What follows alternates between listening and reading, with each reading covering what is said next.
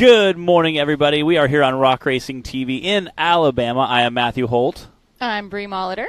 We are here with a very special guest today. Do you want to introduce yourself and talk about why you're here? Hey, guys. I am Ricky Berry with RCV Performance. We are here. We've been a sponsor for 10 years now with SRS. So this is kind of our 10-year anniversary event. Which is awesome. It is. And so with that being said, we're here. We're set up. We did a little giveaway to the drivers. We want to support the drivers, so we gave away some axles at the drivers meeting yesterday and today. And it's nice to be back at kind of our roots a little bit. Yeah. Nathan King and Jonathan Andrews are some very happy campers this weekend because they won the drawing for the RCV giveaway at the drivers' meetings. Well, and because of SRS, we've done so much with our product and progressed it. So it's been a great relationship for the last 10 years. And again, I run them. I know I love my axles. Like I said, I kind of swear by the RCV stuff. I know they take a massive beating, and I know they are a great axle because you see them on, I think, almost every rig down there. So if everyone's running it, it's probably the best stuff out there. Man, we're super happy to see it, and we're happy to be here and enjoy some racing today. Awesome. Hey, well, speaking of racing, I know we have some UTV youth drivers that are anxiously sitting on the starting line, so we want to be able to go ahead and kick them off. We're going to keep talking with Ricky. We're glad to have him here with us this weekend.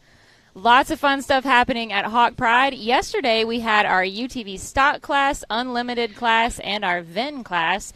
Today we're starting with our UTV youth, and we will have UTV bounty, and then we'll go into the bouncers. So let's go down to Zach and see what our first young driver has to say.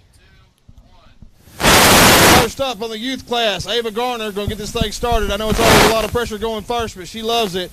She's going to do a good job and go fast. Who do you want to thank for being here, Ava? My mom, my dad, and everyone that supports me. All right, all her supporters, all of her fans, and her mom and dad, whoever those jerks are. All right, good luck, baby. You got it. Hang on a minute. We're going to get you started when they tell me your track's clear.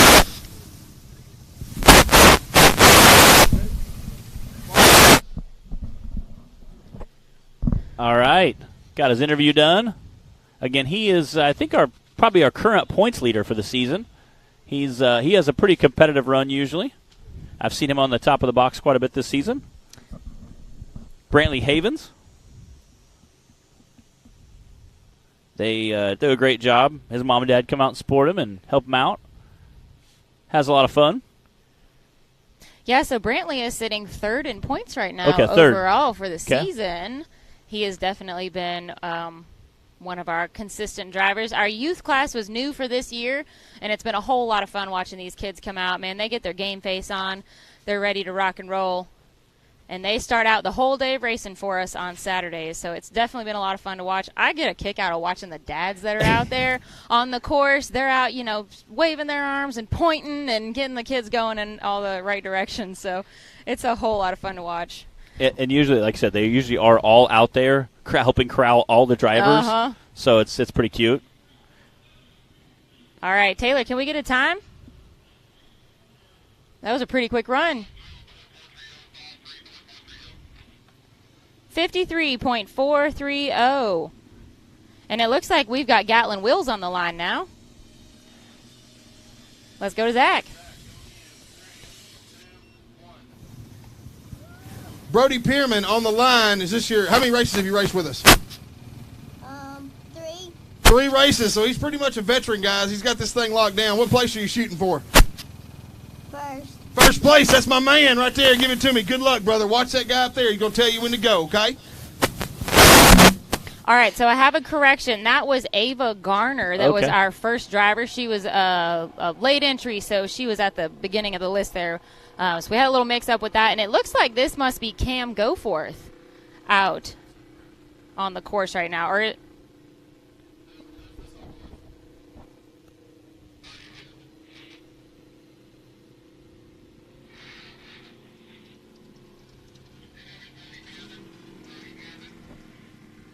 All right, it's Brody Pierman. Sorry for the confusion, guys. We must have had some late entries. The kids took a look at it and said, you know what, I want to get in on that too. That looks fun. Glad to have them out here. We've got a nice lineup in our youth class this morning. So what ages are the youth class? It usually ranges from about 6 to 11, okay. I would say. I know with the American Short Course Series, they break them up about every 6 year. 47.716 for Brody. It's pretty quick.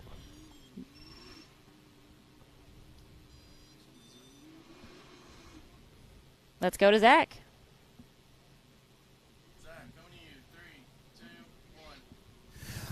All right, next up we got Evel Knievel herself, Dallas Heckley. Y'all might have caught a little preview of this girl's skills this morning. She went full send. She actually is in the running for skinny pedal, I hear. Congratulations. She got the buggy fixed back best possible, got a little bit A-arm. What are you going to do today? Win. She's going to win. Who do you want to thank for being here? My mom and dad. Oh, yeah, I love your mom. I like your mom, too. All right, good luck, girl. Give me knuckles. All right, watch him up there. He's going to tell you when to go. All right, so that is young Dallas Heckley. Zach was talking about that she had a little adventure already this morning, just on her way down to the race hill. Had I think some issues with her brakes or something, and ended up taking a little off-road detour she did not plan on. No. But she is one tough cookie, and she's back out here ready to race. And as she said, win. Win. Yes. The best one-word answer you can have it, I guess. I mean, that's on the the starting goal. line. That's kind of the goal for everybody today, Yeah. right? Nicely summed up. Yeah, that was definitely, we were actually talking about that. That's definitely a skinny pedal award right there. The problem is we have no video from it. Look, okay. Is that Jay out there on the course? So we've actually we've been hearing some demand for product for this class. These guys are getting pretty serious and pushing the limits of these. The Razor 200 that came out. The Razor 200 that came out is actually becoming really popular. So you never know. We might get into the youth racing ourselves. All right.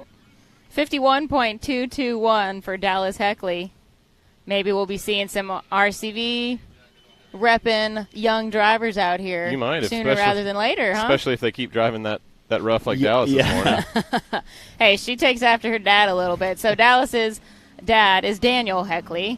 And, of course, you guys are used to seeing him driving the big bouncers, and then he's in the UTV stock class this season as well. So lots of racing going on in the Heckley family. That's great to see. Yeah, I seen Jack Porter running behind her, and I thought, oh, look, Jack's chasing her. That's so funny. And then she hit that first rock, and I was like, that's not funny. This is not funny. Like, I realized that she was not doing this, like. You're like, oh, wait, this is not on purpose. Yeah. Are we sure that it wasn't on purpose? I'm pretty sure. Okay. She in the first thing I missed it, but I heard the story from many people. And the first thing she said was, my brakes stopped working about halfway down the hill. Like, she was irritated. It was so cute, like, stupid buggy, It was pretty comical. So how many competitors in the youth class do we have today? Looks like we've got about 8. Yeah, Okay. about 8. So a nice number for this class. We're not quite halfway through yet.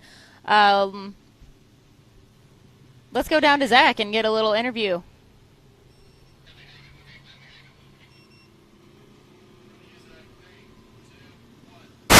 All right, we have your current leader, aren't you? If you're not, you will be after this race. What's your predictions? What are you going to do today? Drive it hard. All right, we got Brantley Havens right here. He says he's going to drive it hard. We'll see if he's all talk. I don't know. All right, so that's Brantley Havens. He said he's going to drive it hard. And Brantley, as I mentioned earlier, I was mistaken on which driver was out there, but Brantley is in third place in points right now for the season. We are on our 6th race of the season so far. This is our 2nd Southern race of the year. If you're just joining us, you guys are watching Hillside Live with Bree and Matt, and we've got Ricky B hanging out with us up here from RCB Axle, originally of Ricky B Photography fame back in the day. We're at Hawk Pride Mountain Off-Road enjoying an awesome morning of racing. We had 3 classes yesterday. We've got 3 today. It's going to be a good time. And this weekend marks sort of the 10-year anniversary of RCV supporting the Southern Rock Racing Series.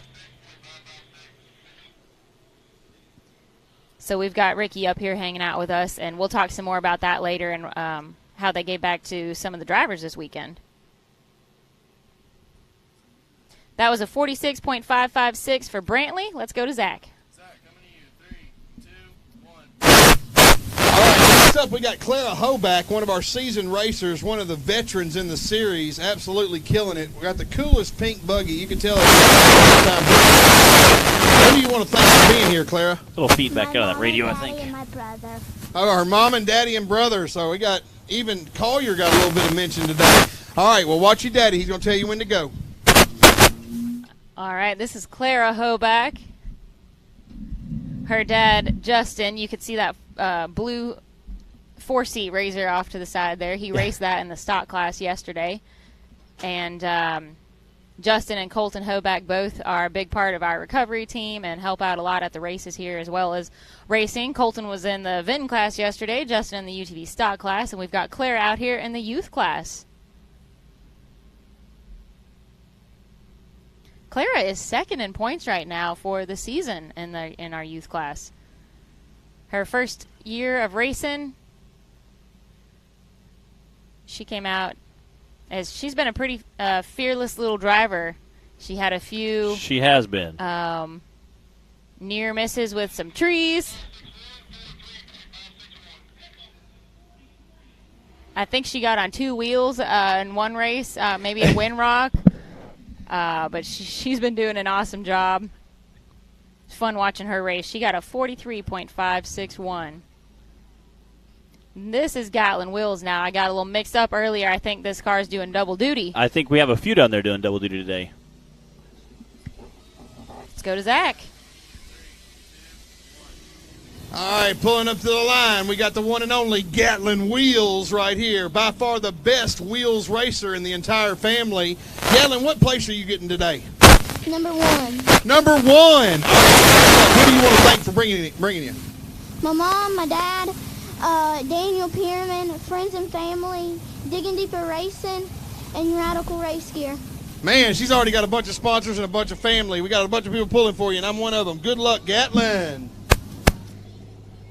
Gatlin's a fun young lady. She's very poised and always eager to come up and talk with us and discuss her race strategies. Yes. And she's I told her mom this morning. She's a feisty little thing, Oh, so yeah. she's super fun. I told her mom this morning that she was maybe one of the sassiest racers we have. And she's like, I believe you. She's great, and she is first in points right now for the season. So she comes out and she drives her heart out here. Yeah? She takes after her dad. Justin Wills is in the bouncer class. You guys will be seeing him later. We've been seeing a lot of them all season. Getting Jay down there helping keep everybody on track. All of our little and big race fans. I also love how many ladies we have racing in our youth class. Yeah. It's right. I think this weekend it might be a 50-50 split. 45.820. That means that Clara is in the lead right now with a 43.5, and then Gatlin with a 45. We've got one young driver still to go, I believe. We have... All right, maybe not. All right, I do believe that was it for our youth class. So that means Clara Hoback was in first for our Course 1 with a 43.5. Gatlin Wheels in second with a 45.8. And let's see, Brody Pierman in third with a 47. Matt, you got it over there? I do. Okay. Clara Hoback in first, like you said, 43. Gatlin Wills coming in second. Brantley Havens in 46. Brody Pierman in a 47. And then Ava Garner. I got one missing. I lied. Hang on. Clara Hoback is sitting in first with 43. Gatlin Wills is second with a 45. We have we have a 46. Josh Hartman, did he run? Nope. Okay, that's where I was. Okay. Brantley Havens was third with 46. Brody Pierman was fourth with a 47. And that wraps up our 40s category. And then Ava Garner had a 53, and that wraps up our top 5. Do we have 6? Am I missing one? I was finishing punching the numbers while we were racing. Yep. Who you missing? Dallas Heckley?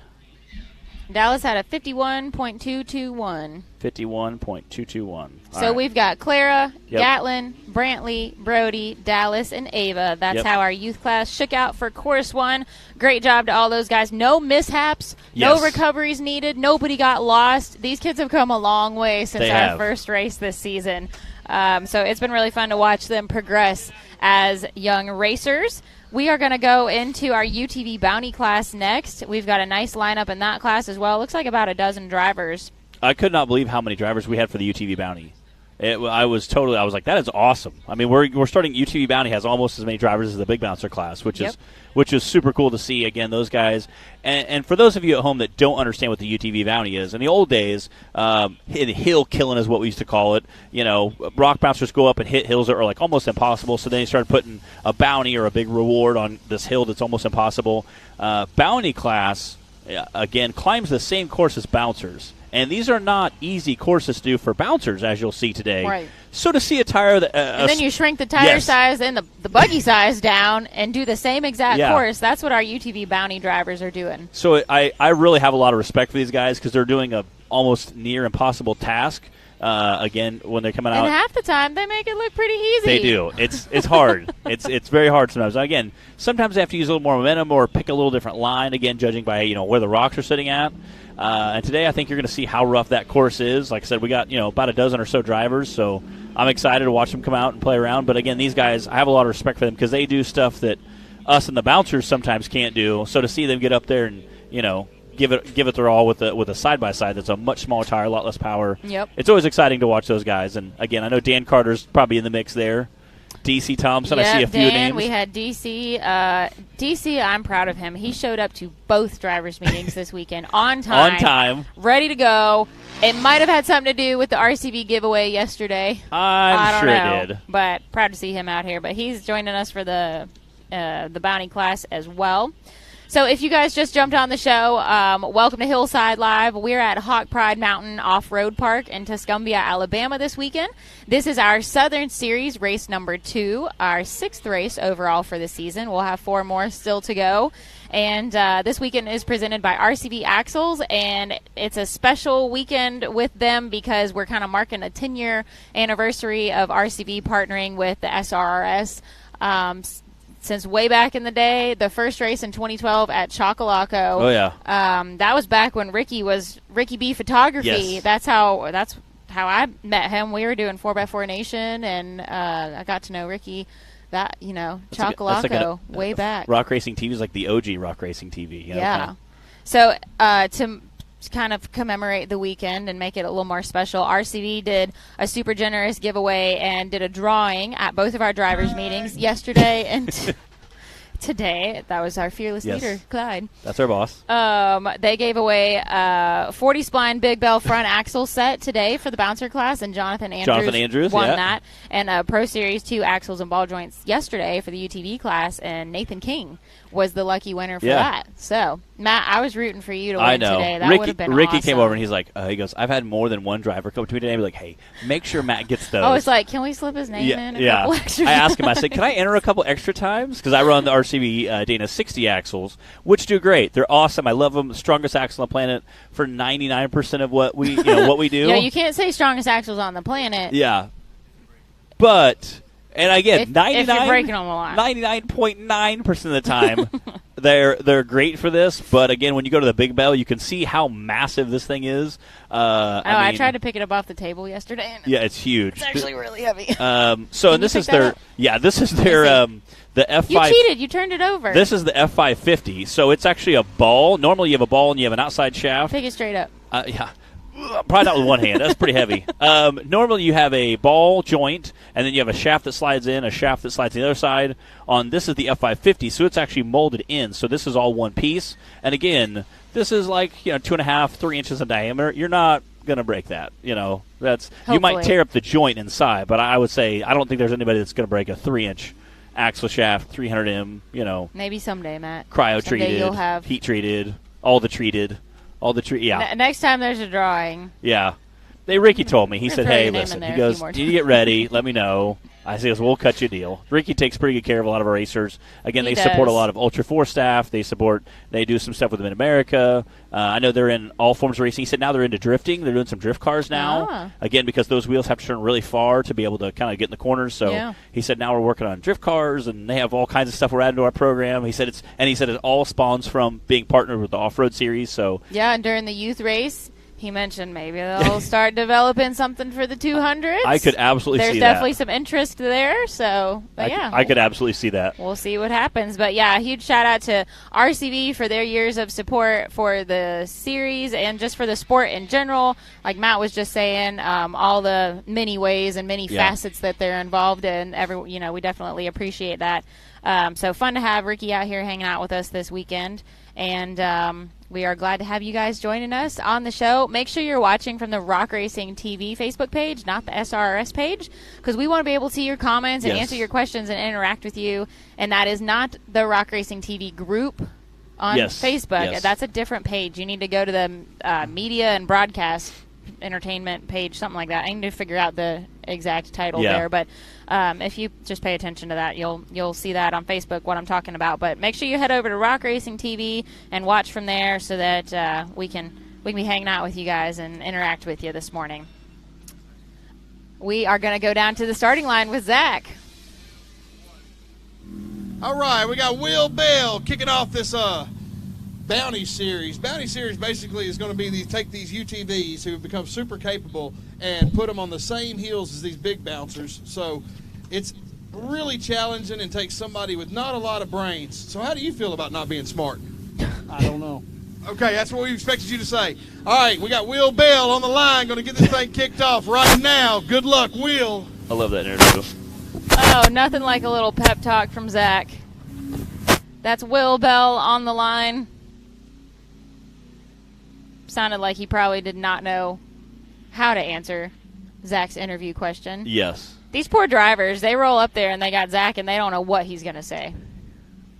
And he said, if you don't say something, he goes, I'll fill it in for you. And I'm like, that's not That's good. even worse. Again, this is the same course the big bouncers do. So we're going to come out, make a left-hand turn. We go down a big loop, and then we'll come back. We go down a little bit of a hill, go through some woods section, and then we have kind of a gauntlet. We race back through a little valley there, and then we start some hills. Again, a little bit of a jump there. You're going right into a woods section. Got another kind of a sweeping left-hand turn.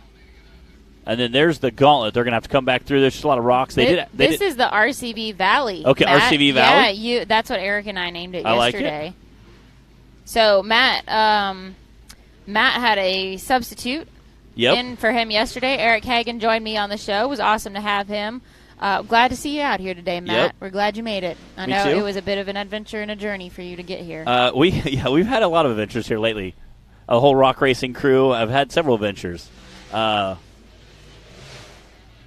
Again, have a little trouble there with the rock section.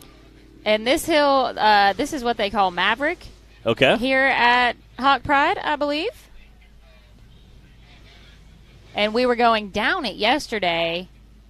It's a whole different animal going up this today. But again, the UTV Bounty class, we have to make it more challenging for these guys. So. And again, this is the same course the big bouncers run, so I have a lot of respect for these guys. Even just getting out there to try something like this is impressive. We love. Oh no! Wait for it. Back on his wheels. Ah. We love having our awesome drone coverage out here this weekend. We've got Jack, our drone pilot, doing a great job. But the one downfall on any of the cameras is they just don't give you the true perspective on what these hills look like. You might just be watching from home and say, well, that doesn't look like much. But I promise you, it's steeper in person and the rocks are bigger in person. And I hear our drone is down as well. I heard Bill say we have hands on the drone, so that's I'm laughing at Jack's face. The drone footage we see is the greatest thing to watch, but the worst thing for a racer because it makes everything look super easy. So you're like, oh man, that looks like a piece of cake, and you're like, no, it's really hard, I promise. You're like, man, that looks, and it's a beautiful footage. Usually he's hovering all around us. Look, what Will is driving up right now I started walking up it earlier, and it's almost like you have to lean forward and like claw your way to the top a little bit. It's just trust us. Yes. Just trust us. My buddy Eric, me and him rode down in his Dodge truck, brought the bouncer down, guy, about 11 o'clock last night, 11:30. Got a hotel, crashed, got up this morning, came down. This is his first ever bouncer event, so I told him we'll have to give him a live feed, just because he's a big car guy. He's his dad and my dad grew up together, so we've been friends literally since before we were born. And so he's been a really good friend of mine. He restores cars. We're big gearheads. We got in a lot of trouble growing up together, and so I said, "This is your first event. What's going live? Get a take of what it's like for a car guy to come to a bouncer event, and what's it like being here and seeing the atmosphere and watching the buggies and we always love making new fans out seeing here. little buggies and seeing big buggies and see how that plays in." All right, let's go down to Zach. Okay, we got the king of more throttle than brains right here out of South Haven, Mississippi, D.C. Thompson. He's going to be our next one to go, and hopefully he'll be the first one to make it. D.C., I think I know what he's going to say, but who are you going to thank for being here? Nobody. Nobody. He's a team of one. You got this, baby. Well, that's DC. Looks like Will decided not to keep bashing on the buggy after his rollover there. Don't blame him for that. He did race with us in the Cup Series yesterday as well. A lot of our drivers will race both. Will race 2 or even 3. All 3 of our UTV classes. We have the Cup Unlimited class, we have the Stock class, and then Bounty as well. So lots of drivers out here doing duty between classes. And then we've got a handful, just a couple that will sometimes do all 3. Bryant gave us a nice reminder that Dan was the only one to make it up this hill last year. Right, and Dan, he won. Ended up on the podium. Is first in points right now in the UTV Bounty class for the season. That's awesome. I love Dan. He's such a nice guy. Such an awesome guy. He has I love his merch too. He always has like has fun, cool merch. Some of the most fun merch designs. That little the one with the reflective mirror looking like the metallic. Yeah, I love that. It's pretty cool.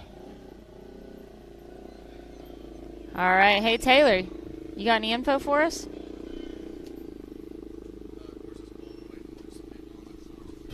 All right, we're getting the course cleared before we send DC.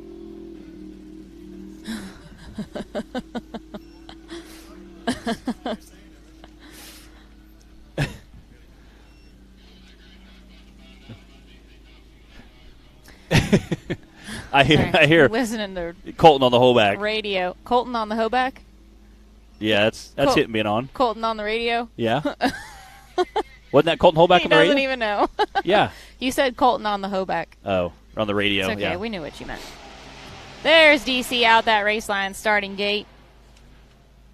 Making his turn around that CA Tech corner. Going so fast, the camera couldn't keep up.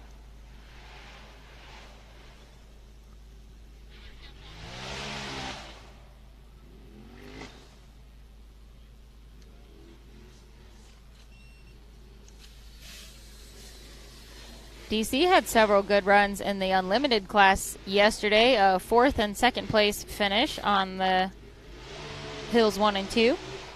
Coming out of that RCV Valley pretty quickly. All right, now the moment of truth. He's coming up to Maverick. Where did he go? There he is. I can't see with the glare on the screen. He disappeared. Again, DC is an absolute send it kind of guy. I mean, if there's a way he thinks he can make it up, he will definitely give it his best. This is a new chassis. He brought this out at Wildcat this year. Sold his old chassis to a guy that's also racing on our series. So, Tyler. Is it Tyler or? I don't remember who it was. I know I'd seen it out here, and he said he had sold it to another racer, and looks like he's having a little bit of trouble again. The picture video. Riley Bradford, maybe I can't remember. Okay. We'll come back to that. You cannot really see how massive some of these rocks are, how awkward they are. It's kind of not even so much how big they are; it's just they're awkwardly spaced. So again, the drone shot does a little bit of justice to it to try to see where they're kind of spaced at. So trying to get a feel for it. So what's up, Nathan Andrews? We're watching our comments from our live feed from Rock Racing TV. Occasionally, I'll hop over to Southern Rock Racing Series live feed just because I miss my family. I'll bring them all over. Well, you need to bring them all over I'm to trying. Rock Racing TV. I'm trying. If you're watching on the SRRS page, stop right now and go to the Rock Racing TV page. Join the rest of the group here. Nathan Andrews. Hello, guys. Thanks for the live feed. Watching from Italy. I think he's a regular, right? He is a regular. Yeah. Yep. Good to hear from you again, Nathan. Hey, remember to watch from the Rock Racing TV page from now on. That's where Matt and I will be watching from, and we want to be able to see all you guys tuning in. What's up, Broken Greg? axle. Dang it. Michael says Derek Schaefer's who has DC's old buggy. Okay. Thanks for that tidbit of information. Yep.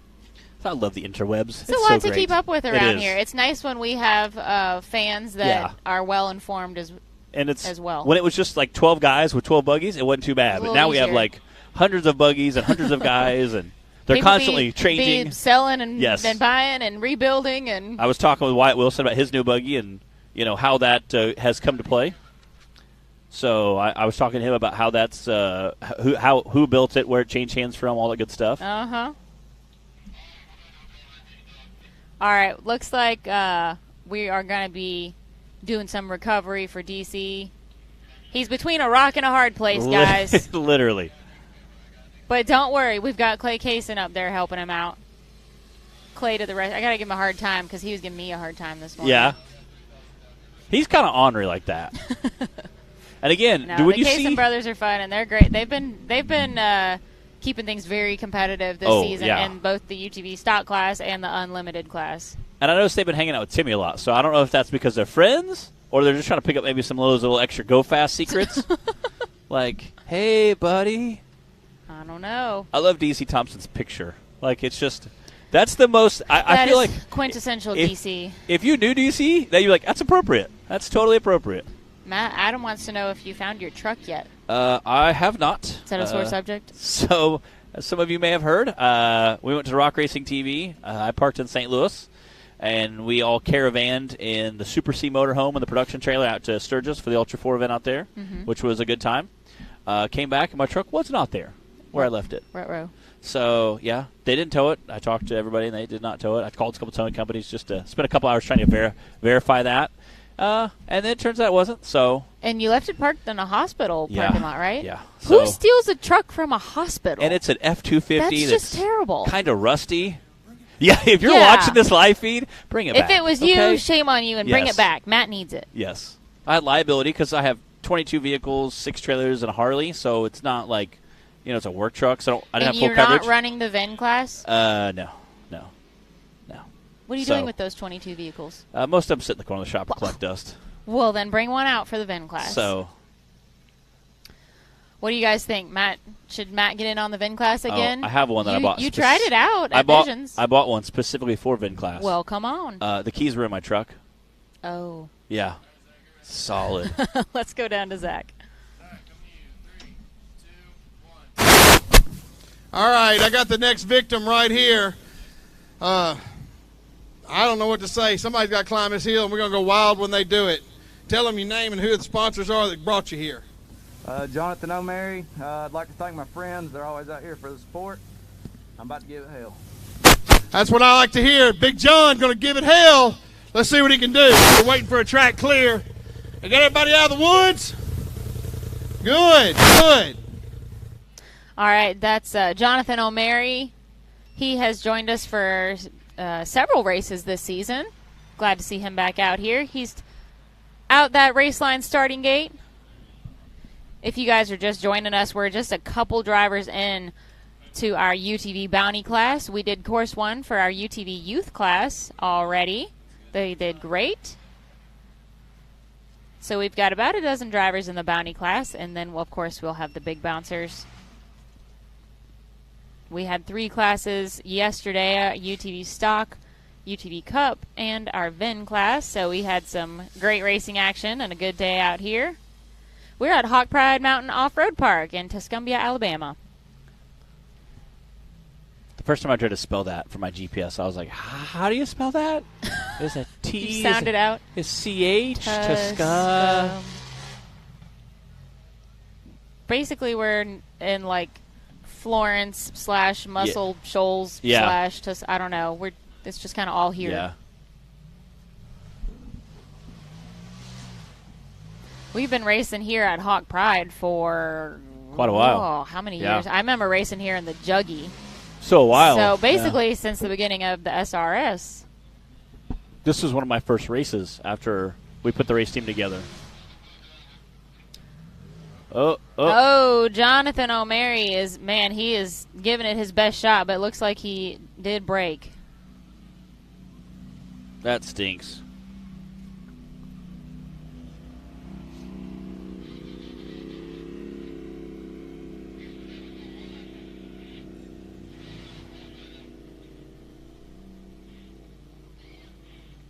Hey, we do love it when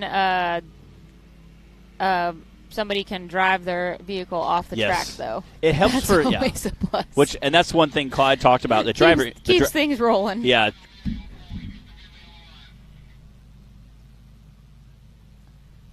Cooper Bentley down there with Zach. Let's go see what he has to say.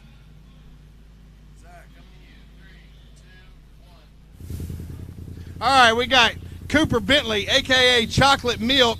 He's a amateur karaoke singer. He mainly practices Taylor Swift songs. Y'all can catch him at the Rattlesnake Saloon. And, Cooper, who made this possible?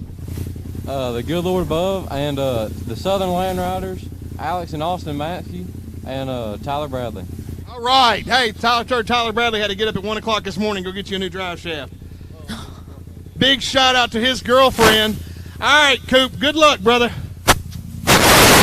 All right, there you have it. Apparently, Cooper participated in some karaoke Thursday night at the Rattlesnake Saloon. I saw a clip of that. Which is I've never been to it, but I've heard of it and seen pictures. A very interesting place in this area, part of Alabama. It's like a restaurant in a cave.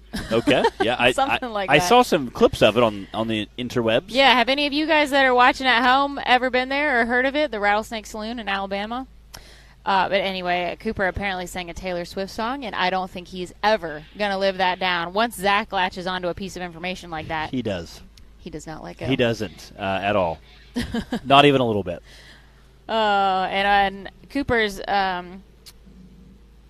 nickname is Chocolate Milk. Yes, I like that. So now you guys are in the know. He, although we expect the first course to go a little quicker today, so we're going to do driver interviews for this morning. Clyde said we're probably not going to do them later this afternoon just because we may have a little bit longer recovery time. So we're going to do the driver interviews. I know we get some static back from that mic down there, but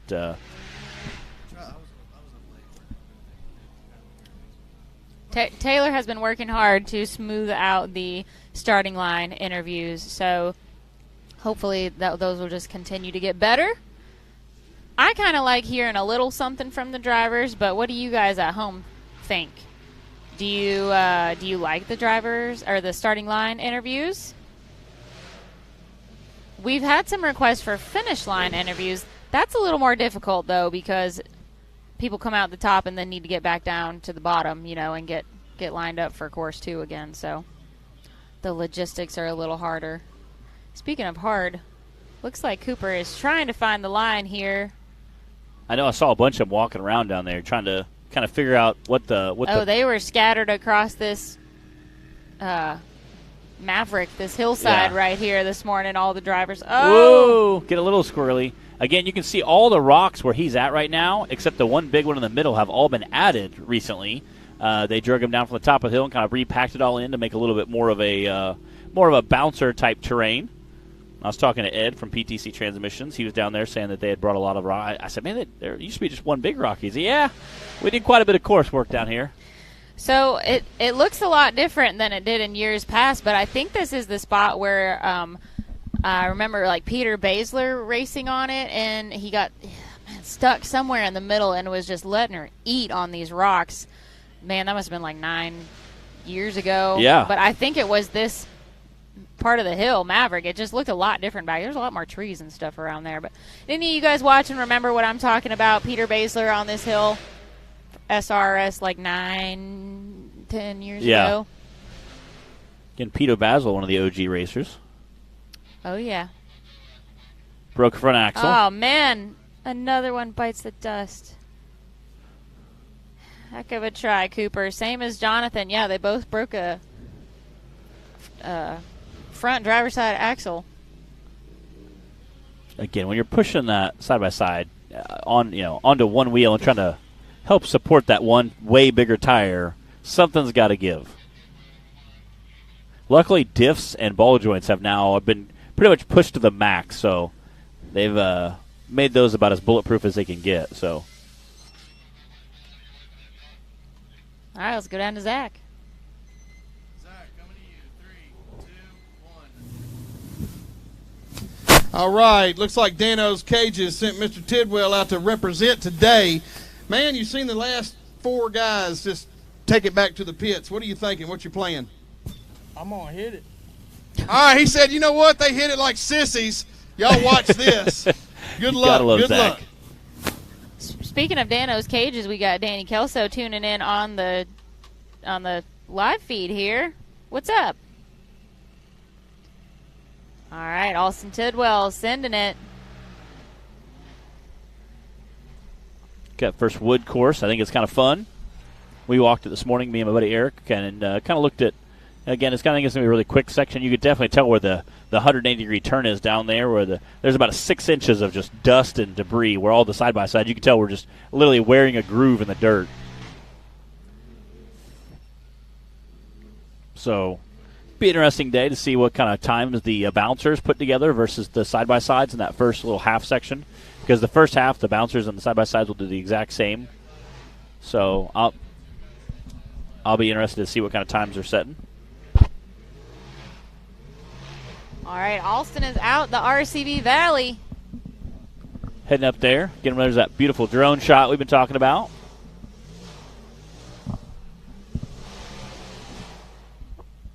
You know what?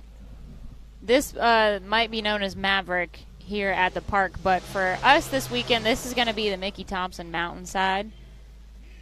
We want to represent. Shout out to all of our sponsors and everybody that helps us make these events possible, supports the series and the sport. If you guys missed the beginning of the show, we had Ricky B from RCV on here chatting with us. This is kind of the 10-year anniversary marker for RCV and their support of the Southern Rock Racing Series. They've been part of things since the very beginning, 2012, back at Chocolaco. So we had Ricky up here chatting with us for a while. They did a giveaway for the drivers yesterday and today in both of our drivers' meetings. So had a couple happy campers come away from that. Mary Carroll, I do not believe that the snack bucket made it to the trailer. No, she said that. She texted me this morning. Hey, did you get your snacky snacks? I'm like, no. I had 2 people messaging me yesterday on the way here. Hey, we got some snacky snacks for you. And I'm like, great. I will see you at the production trailer tomorrow morning. I'm like, we will be friends. Oh. Okay, you know what? I appreciate that. Taylor made a good point that it had a lot of chocolate, and this is not chocolate weather. It is not. Oh, Alston! Oh, so close. It was teetering right there. Oh, man. He had time to think about that while he was hanging there. Wow, this hill is eating people's lunch today. It is. That is our 5th DNF, and they've all done totally fine getting up to the Mickey Thompson Mountain here. All right. Let's go to a replay. Got this slow-mo replay Taylor's got set up for us. Oh, yeah. Look at that hang Just time. right there. Reverse. Right about here, you're like, oh, stink. That's when you're just like, well, here we go. Oh, stink. Hang on. And that's not much else. At that point, there's not much else you can really do, especially that massive rock right behind you. Nope. I mean, you can brace for impact. Yeah, really. That's about all you can do. Just brace for impact. The great thing about the UTVs, though, is you just get a handful of guys out there and flip that thing right back over. Yeah, recovery is usually pretty quick. Speaking of recovery, I heard Keith Toolman needed recovery yesterday. You know, I never thought I would see it happen. Of all the people that need recovery, actually, I didn't see it happen. I saw pictures and I saw the aftermath. But yeah, Keith was on his side down there. I don't know. They said he went up. It was just kind of they were done with the race, done recovery, and he'd helped a guy like tow a side by side or moving something. Yeah. And he's like, "Oh, I'll just pull through here, just crawl through it." And so we're like, "Yeah, just no big deal." He crawled through it, and then apparently what tire dropped in a hole, and it kind of just slowly just tipped him on his side. Yeah. So if you guys are familiar with Keith Toolman's big recovery rig at all. I mean, there he is right there. Yes. There's Keith in the bottom corner. He's an iconic part of the sport, and he's always on hand to help out. And his rig also very iconic. So if you know what it looks like, then that's just another indication of how steep this hill is. Yeah. Definitely more than it looks like on camera right now. Because I don't think he was expecting it either. Yeah. But nobody was. Me and Jay Storts were talking about it. What do you do when the recovery man needs recovery? I know. Me and Jay Storts were laughing about it. And I said, well, is he okay? I said, fine. He goes, oh, we walked up. He was just laughing, just wholeheartedly busting a gut inside, because he said it was just kind of a quick roll, real slow rollover. Oh, let's go down to Zach. All right, we got to see this buggy yesterday. Kenley had a little rough trouble down there in the bottom, but we're going to let Danielle take over today. Danielle Callahan said he's all these other guys, and he said, you know what? They ain't got nothing. Hold this. Who you want to thank for being here? You got to thank that sugar mama and hopefully that kid for some driving lessons. All right, yeah. Lord knows we ain't going to forget about the sugar mama. And good luck, brother. I hope you make it. All right, so this is Daniel Callahan. His daughter Kinsley raced yesterday. She did tip over in the RCB Valley, but I talked to her this morning, and she's ready for more. She's thinking about racing again, maybe at Hollywood, kicking Dad out of the buggy again. Oh, yeah.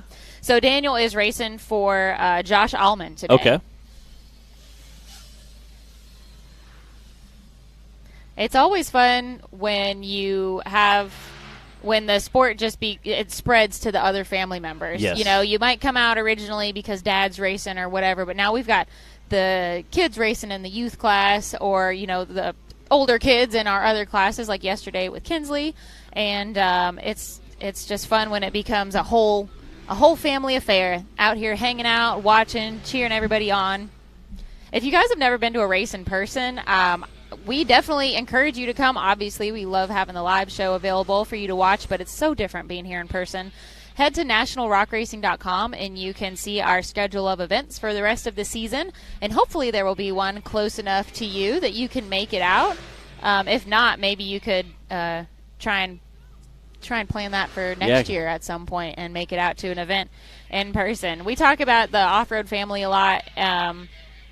It's so true. The camaraderie between the drivers, between the families out here. I mean, just walking around and hanging out with everybody last night, all the RV row out here, everyone's hanging out, cooking out. The kids are, playing, and it's pretty fun. There's not too many places where you can have the level of competition and this definitely the competitive spirit out here. These guys want to win. They want to take home the trophy, but they'll do anything to help each other too. Yeah, and that's one thing I'm glad you touched on. There's so many guys here that really chip in and help each other out, whether it be a bolt or a wrench. No matter what you need, you can pretty much. Tyler Bradley went out at 1 a.m. to get what they say for Cooper, a drive shaft something. And that's not uncommon, guys. No, and Tyler Bradley is again an exceptionally good guy. That he will absolutely and you want to and I've heard Bubba Bacon talk about this. After he helped fix Timmy's rig, he said flat out. Oh no! Man! He was so close. Help him. He said, "Hey, if I want to beat you, I want to beat you at best. It's like a fighter. If you box, you don't want to box some guy that's sick, and you're not really beating him at that point. Oh yeah, the competition is absolutely still there. Everybody that's driving out here wants to win and wants to do their best, but they want their friends to do their best too. All right, we're gonna go to a replay here real quick. Get right almost there, and you can see how big some of those ledges are. Again, you can see the drone right next to him, getting some great footage. Do you think we could get a side shot of the hill, Taylor, from the drone on our next driver? And try and catch a little more of the How steep it is. perspective on the hill there? Yeah. Again, that was We'll put in the request. Daniel Calhoun We'll see what we racing get. for Josh Ullman. We have yet to have Daniel a finisher. Callahan. Daniel Calhoun. Yeah, you were close. Real close. We have yet to have a finisher on this course. 60 and Fs. I see Madison King down there.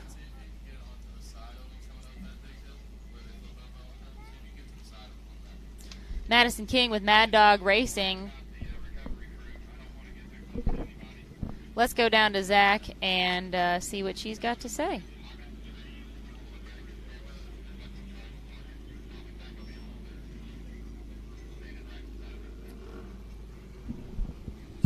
Yep.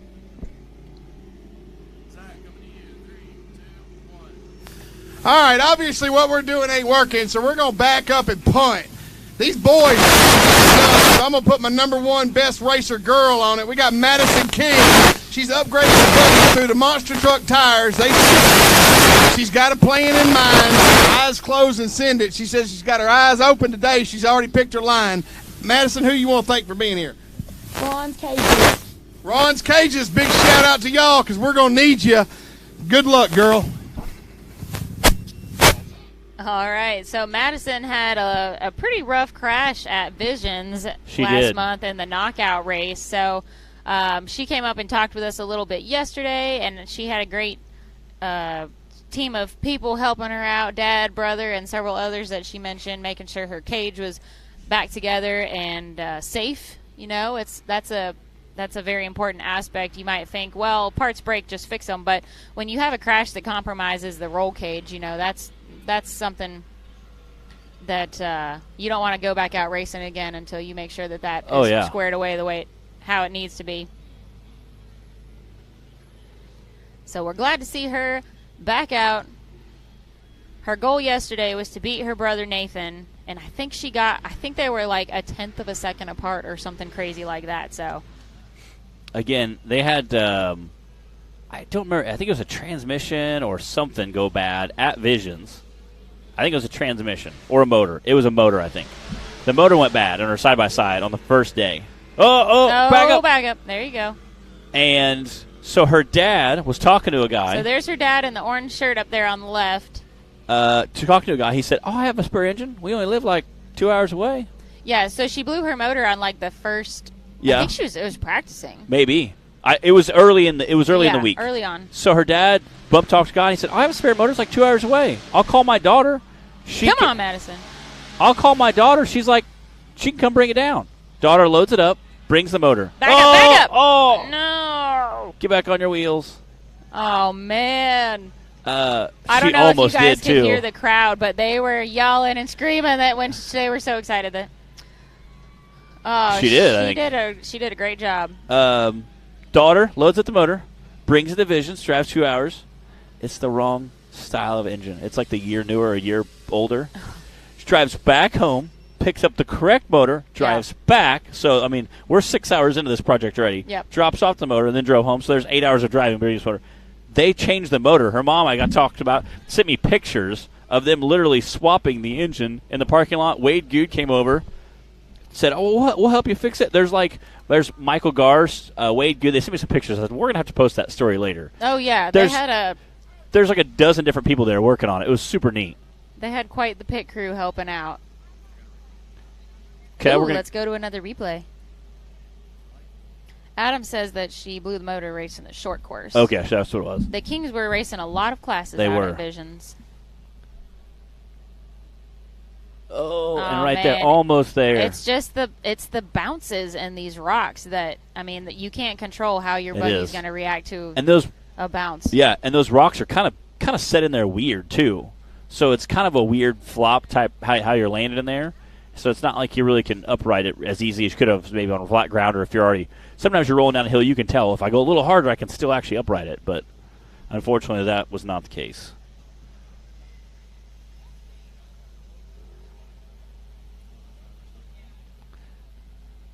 There's like 8 drivers there, all helping out, side by side in Big Bouncer. Daniel Heckley standing there. We got Jack That's her dad helping out there. That's on her. the passenger side of the vehicle. I guess you could still call it a passenger side if there's. There's you know, Cody Kaysen. if there's only one seat in it. It's still kind of a passenger side, right? Yeah. I We think know what it means. Look if you're. Looks like they're looking at some suspension links, maybe. Yeah. Bill Blaisdell up in the middle there. He is our resident mountain goat recovery agent. Yeah. He can get up and down a hill faster than pretty much anyone Yeah. I know. Bobby Tanner's Bobby the only one Tanner, I I know was- that yeah. could have rivaled him. Yeah. Bobby has literally. There's been times guys have rolled over or been on fire, and Bobby passed me with an It's extinguisher. like, how? How did I'm you like, get up here so fast? What do you do? Danny Smith was pretty quick, He was. too. Danny was lightning. Him But- and Bobby were usually neck and neck. Bill just has, like, the endurance, you know? Yeah. All right, let's go down to Zach and Tyler Bradley.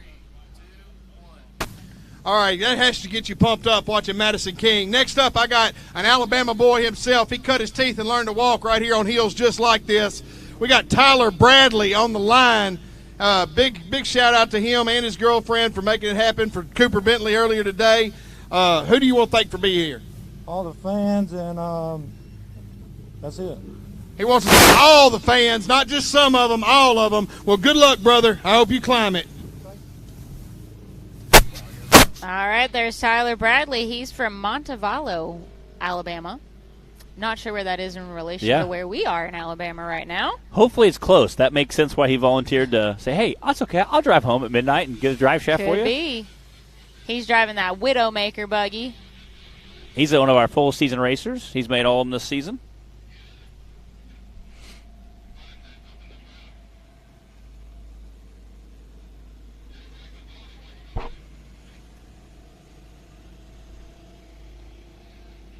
Some of his sponsors to note are RCV, Performance, Raceline Wheels, Perfection Driveline, CPC Off-Road, Cartech.com, Addictive Photography, and Unlimited Terrain. We have Osvaldo turning in. Yeah, where are you watching from? I see the I'm flag. not familiar with that flag. Puerto Rico? Is that Puerto Rico maybe? I don't think so. I'm like the world's worst Where person. are you watching from, I'm the world's Osvaldo? worst person at geography. I'm like, it looks kind of like USA, but it's not USA. It's definitely not. I mean, it's got the red, white, and blue. It's Good got some- job, Matt. It's got some stars, got some stripes. I like it. Like, clearly he's an off-road fan, so we appreciate it. Again, Tyler making quick work of that RCV area right there. The RCV Valley. RCV Valley. Yeah. That is a heck of a valley, too. Sounds if you guys better have than walked the that. RCV creek bed. Yeah, yeah. All right, Tyler. So the thing here, this is not about time at all. This is just about who's going to make it. Right now, we are like 7 We are, DNFs in 7. so far. Nobody has climbed this hill. So Tyler can take his time, and he's not racing the clock right now. He really isn't. Literally, we're like halfway through, and we still have not had a completion yet. Come on, right there. I think that's going to be the line. That's where Madison was at. She did very, very well. So I don't know. They were trying to stay, or she was trying to stay close to that tree, but it was flipping her passenger tire up in the air, and that's how she ended Rolled up over. rolling over. So I don't know. And of course, it's so hard to tell Yeah. from this angle down here what those ledges are actually like up there. It's kind of an optical illusion, really. It looks like everything's just straight across, like stair step. Yeah. It's not. It's all different levels, and this, it's like layered up It there. is. And then you've got that jumbled up pile of rocks at the bottom. like you said, they're all different, layers and different angles and.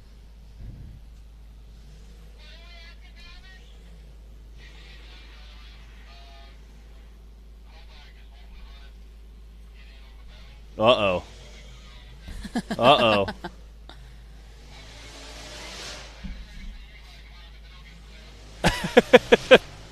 We're hearing that Colton Holback, or Justin Holback, is probably going to try to get in on He some might of this. get in on this bounty. Try to get on the action. That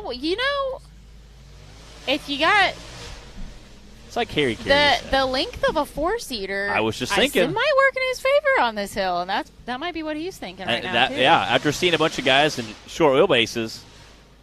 Yeah. Oh, he's teetering. That's a tricky spot right there. Way to save it.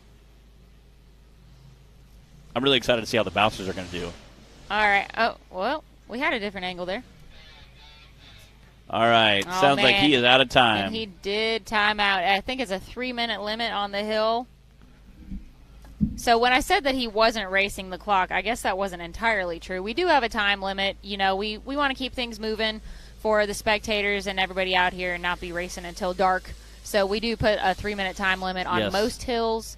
That's just to keep things moving. If you're not making forward progress at that 3-minute mark, then you got to get off the hill. If you're actually moving forward still, you can keep on. But if you're not making forward progress, then it's time to call it quits.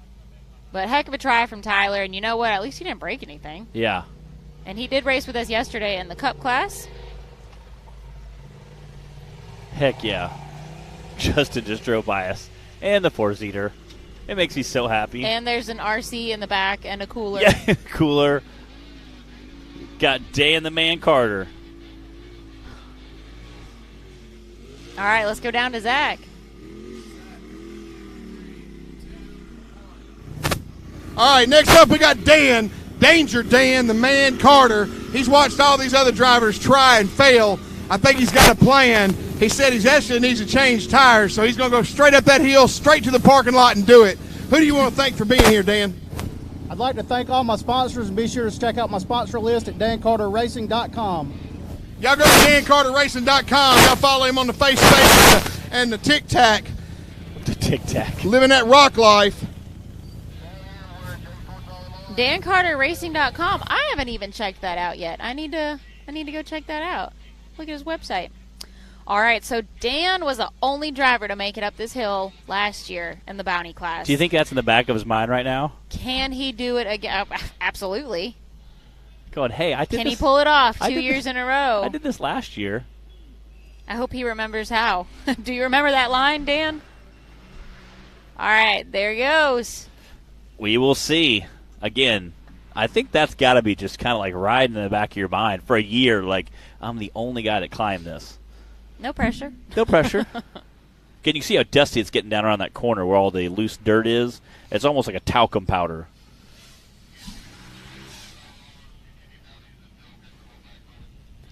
All right, he came down that around the CI Tech corner, down that Radflow ramp, and he's coming through the RCV Valley now.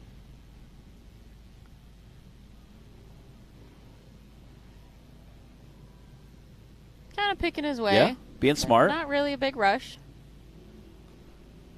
Again, they've added some more rocks down there to kind of slow drivers down, is what they said. No sense breaking something coming up the valley there when nobody else has even made it yet.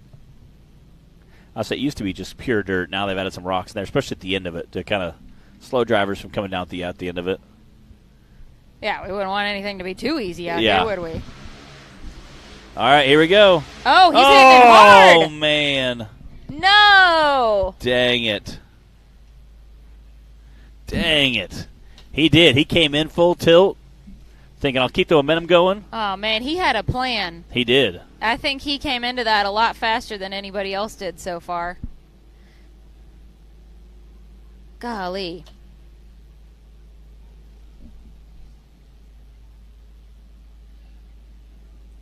All right, guys, we have 4 drivers left on my list here. Well, I guess 5 if Justin Hoback is going to get in on things here. They are asking the drivers first to make sure that everyone's all right with Justin coming in since he is a late entry. It's not an uncommon thing to make sure that to get consensus from the drivers if there's any, if anyone wants to jump in or if they need to move back in the line a little bit, fix something or whatever like that. You know, we want it to be fair and I don't think they've. be considerate. I again, racing the big bouncer, I've been part of a lot. And most of the time, nobody cares. They want everyone to come out and race. And if that means you need to go at the back of the line, then and you're third position or whatever, then that's fine. And I was just going to say, I've been part of a lot of those meetings for the big bouncers, and 99% of the time, nobody's like, we don't care. Just whatever. Yeah. We don't care. Like, you want to race a motorhome? Go ahead. All right, got Zach down there.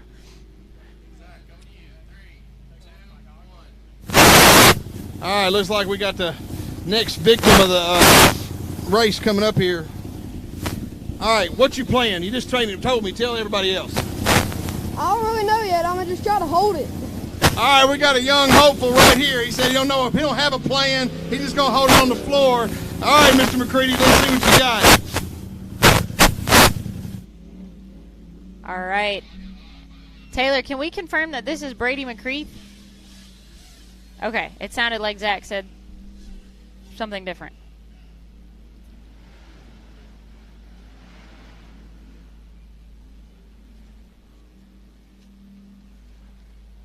Brady raced yesterday in our Rock Life stock class. I love the driver interviews. Like, yeah, we're going to send it. Like, here to party. Woo! We have some very ornery drivers, so it's always very interesting to see what's going to come out of their mouth next.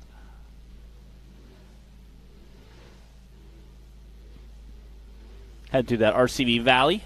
Are the bouncers going through the valley? We are. That's going to be interesting. It will be. It's Yep, exact same course, so we'll be flying through there.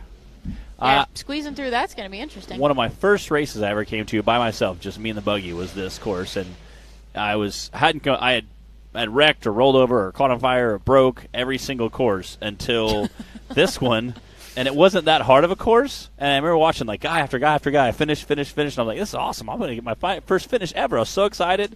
And then John Campbell, bless his little heart, he had just worked on his transmission and something wasn't right. Came up, hit an edge, tipped him on two wheels, kind of started a bicycle right as he's coming out of that RCV Valley, and couldn't grab reverse or went to reverse and it wouldn't go in reverse and it just tipped over. And I was like, oh, man, John's a great racer. Had a great buggy. I was like sweating bullets. It got in your head. It did. So I came out, took my time, and ended up getting my first completion. Felt good. We had a super huge jump at the end of it, too. There's some guys that were airing it out. I remember that. It was a good time. All right, Brady's a little sideways on the hill now. Is he trying to get turned around? Is he coming back down?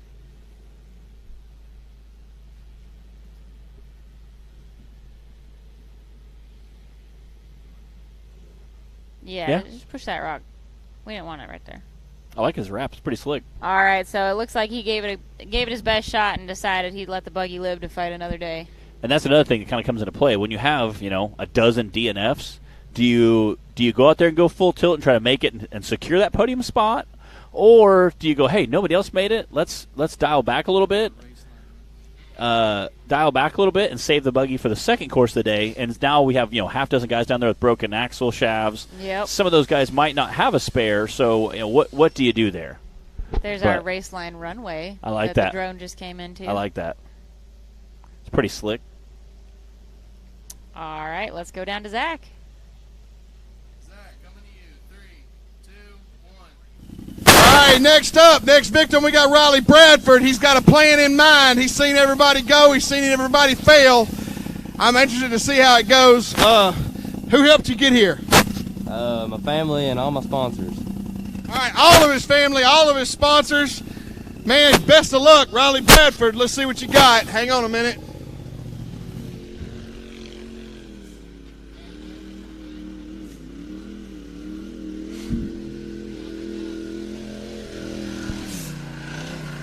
All right, I'm hearing clock is hot. All right, there he goes, out the race line starting gate. Coming around that SCS gearbox corner.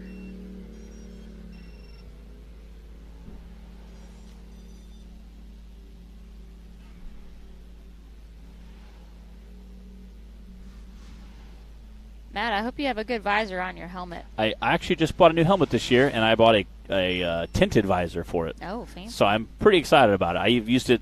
Visions was my first time using it. Got it wrapped.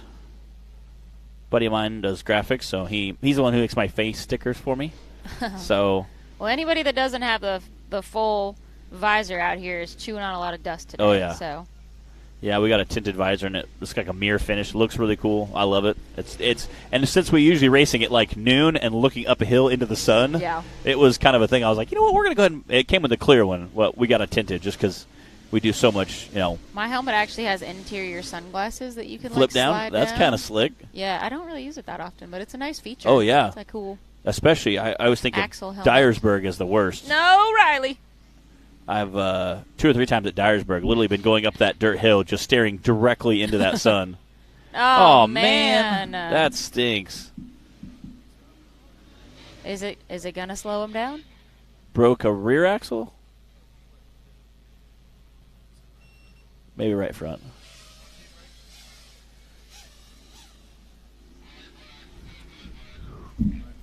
All right, Man, that Taylor, stinks. what shot do we have going on here? Yeah, look at He's there like, we hey, go. bud. Close-up. Hope you're ready for your close-up, buddy. Yes.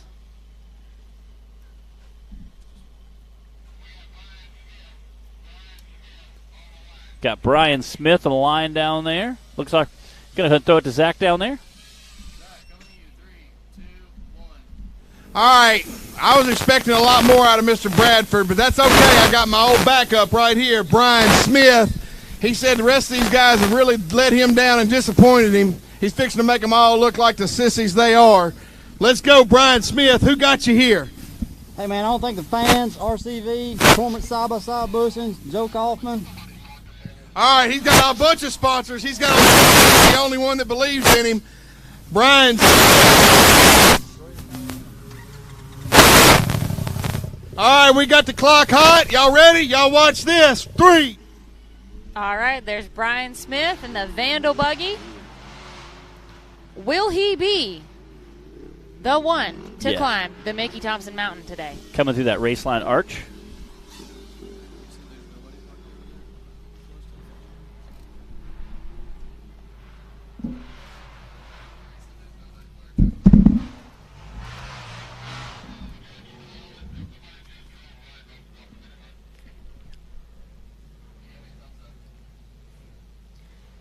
You can see some of the spectators there found a good spot to I love that. Watch that RCV Valley. I love that right line there where they're all kind of packed against that line because, most of the guys aren't, you're not climbing up the sidewall. So it's kind of a fun, cool place to watch. At this point, nobody's coming flying through there either because that's not the challenge. The challenge is right here. Oh, yeah. They got to save everything for this moment. Come on. Oh, Brian. Dang. Wait. Oh. It's like, wait, wait. Let's give it a replay. Why not? Whenever Taylor's ready. What's up, buddy? Brian Bebo Watt coming in, tuning in from that Bouncer Life Facebook group. Yeah, I got to see Brian and Mitzi this morning. Their RV is next to where I was staying, so always fun to see them out at the races.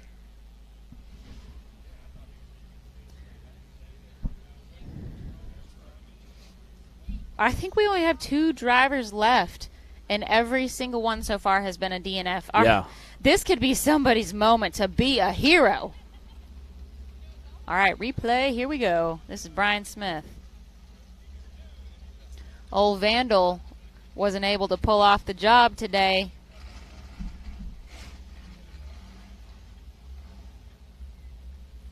Got stopped in its tracks.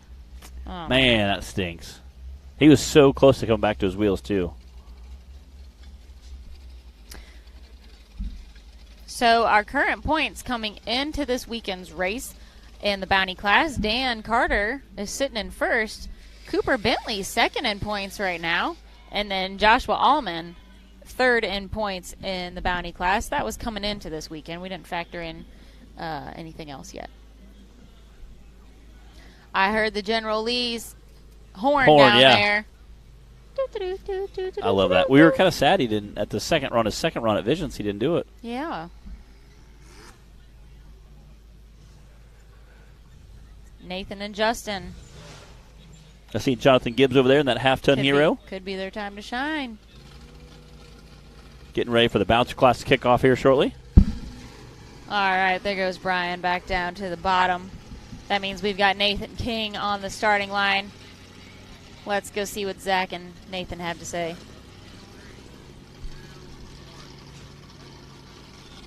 Brian Smith didn't have no luck. Nathan, you've seen a bunch of people hit it and a bunch of people fail. Your sister did really good, but are you really the king of the mountain? You're about to see that I am. All right, Nathan's got a plan. He's got some big monster truck stickies on this thing. We're going to see what he can do. I Good like luck. that. Monster truck King of the stickies. mountain. You Will know. he be king of the Mickey Thompson Mountain? I like that. King of the mountain. Again, this is Nathan King. His sister already raced earlier, Madison King. I was telling them at Visions they need to get their dad racing so that they can be three kings. The three kings. Three I kings like racing. it. That would be pretty legit. He has raced for Nathan He before. filled in for Nathan. Yeah. One time that their dad did.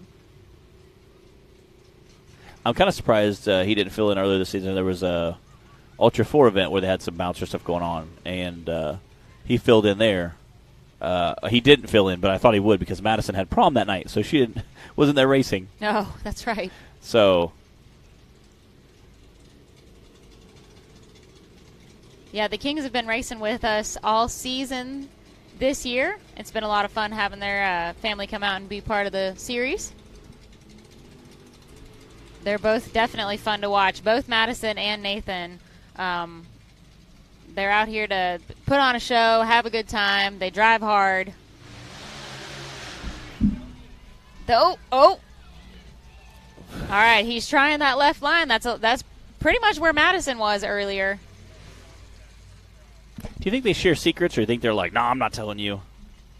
I have a feeling there's a pretty healthy sibling rivalry between those two. I think so too. Me and my brother Nate are the same way. We if I show up to a race and I beat no one else, I have to beat him, just because that good old-fashioned civil rivalry. Oh! So close. Oh!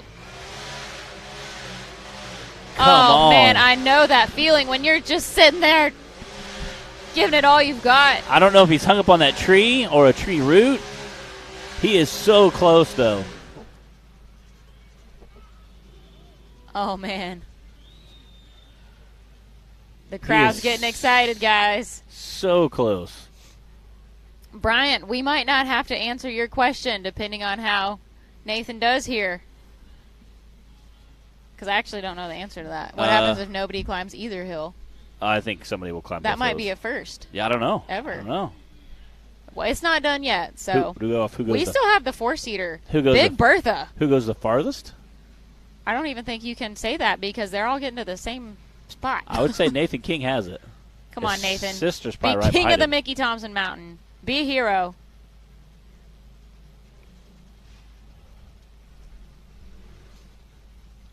Oh, man, you know he wanted that.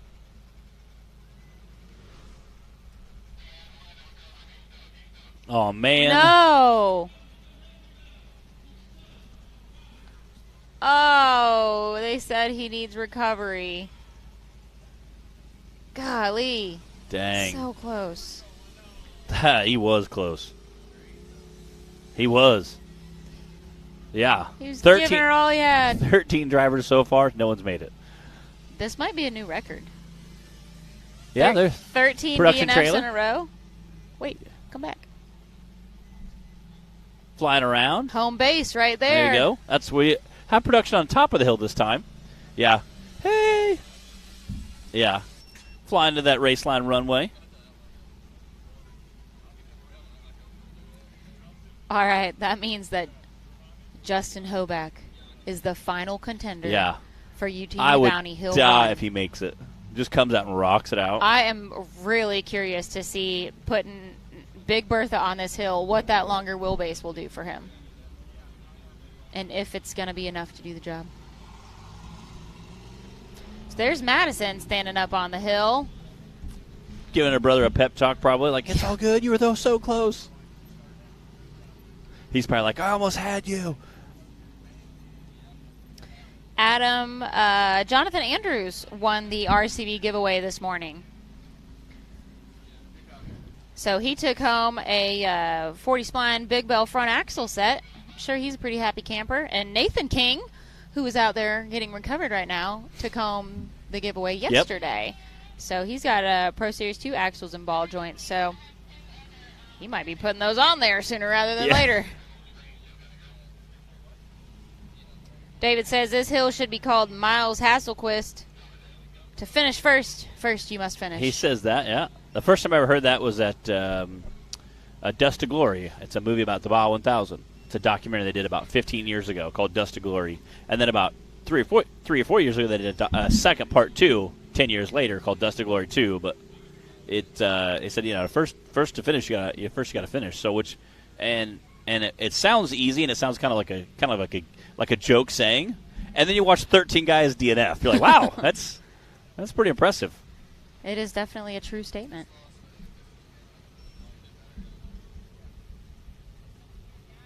Great shot of the hill with all the racers down there. You can see we got the fans behind the buggies in case anybody gets a little squirrely. Keith Toolman down there is our recovery expert. I should say that's almost the emotion because he also helps us with tools and parts, and he's like an all-around expert, I would say. Oh, yeah. He's always there to lend a helping hand with something.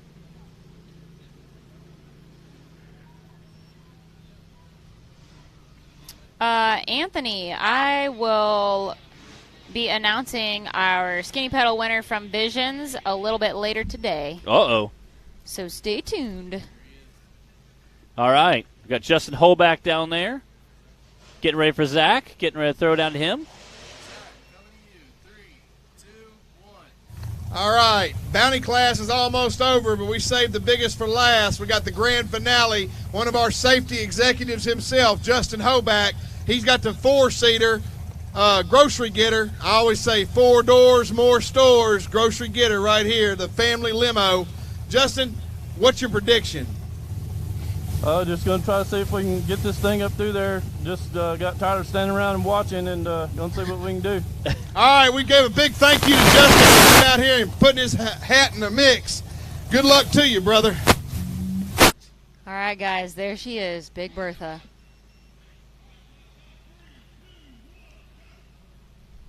I definitely have a soft spot for racing 4-seat vehicles. Yes. There's their very lonely finish line. Can Justin come be a friend to the finish line? I think he may have the wheelbase. And, again, sometimes you have a wheelbase that's just right. Like a bunch of us will all go out wheeling for fun. There'll be 10 or 12 guys, and 3 or 4 will make it with no problem. Everybody else has issues. And then the same later that day, you'll have a handful of guys that make it with no issues. And the guys that were having no problems earlier are now struggling. So sometimes it's just the right wheelbase, the right time. It might be just right, or he might be scraping and dragging his belly all the way that's up. True. So it's hard to say with those rocks. Again, we mentioned earlier the camera angle that we've got, unless you're standing at the bottom of the hill in person and getting a good look at it. I mean, those ledges, it's like an optical illusion, like I said earlier. They're all different levels and layers, and it's not just like a simple stair-step climb up to the top. And again, I think the bouncers will have a lot less trouble, but I still think you're going to see some bouncers have trouble with it today. All right, see guys. what Justin can do here. Okay, he's taking that far right, crossing over. Oh, no, Bertha! Back up. I'll see if he can put it back on all 4 wheels. Dang it. Already? I for sure thought he was going to go up and just smoke this course. Well, Bertha's a big girl. She got tired. She did. She just laid over. I like there's like, 2 of us can lean it back over. Man, that was so close. All right, I don't know if this is some sort of record. Has this happened before? Hill 1, not a single person made it? I've seen it happen, but not on Hill 1.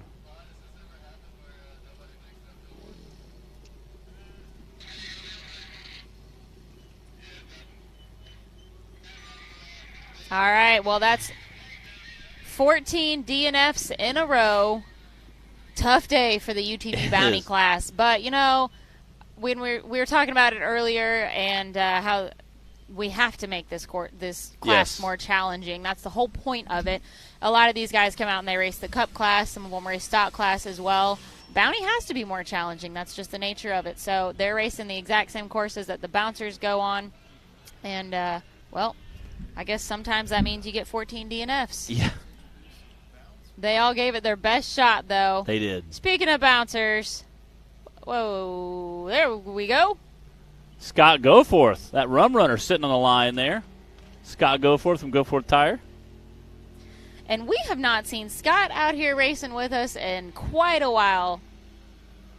So we are happy to have him back out here. See old Rum Runner sitting on the starting line. Scott, of course, with Goforth Tires. He does a lot for the drivers and the sport and the series. Yep.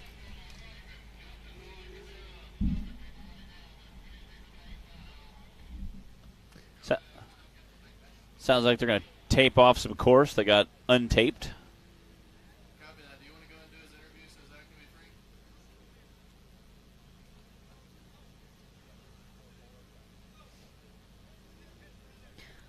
All right, we're getting some information over the radio, guys. Bear with us for a second. We're going to get that course cleared up, move any tape that got shifted around, and then we'll go down and see what Scott's got to say. Again, the motor in that thing is bad. And he also polished his rims. You know, he's a Vision is a sponsor of his. He has he polished his rims all up, and they look super clean. He sells quite a few tires to our bouncer community, and even just general rec wheelers. He takes care of a lot of the bouncer drivers.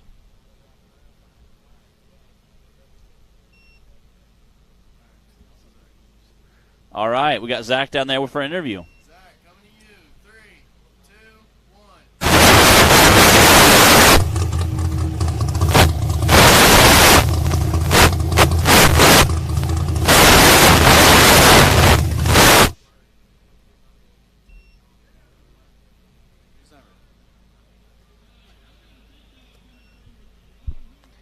Looks like they're getting ready.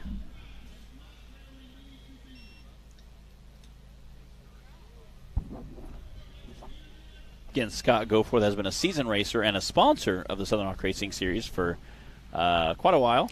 I think they were saying this morning that he's done about 10 years, same as RCB. I think they might be the only two, or close to it at least.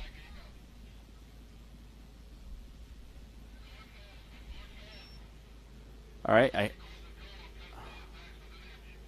We're hearing course is cold. Again, they're trying to still put up some tape, it sounds like. Make sure everything's roped off. Again, when you're in a bouncer and you're flying, me and buddy Eric were walking through this morning. So when you're, I was showing him how the tape was off. I said, but you almost need this much tape because when you're flying, trying to push that buggy to the edge, you need something to kind of help go for a shot corral at your area. He's going to climb this one for Nikki. Who you want to thank for being visual here? aids out there. Vision Wheel, my family, and the good Lord above. All right, we got Vision Wheels and Goforth Tires, and that's what time it is. It's time to go forth. Go forth. Go forth and prosper. And prosper on the racetrack, Scott.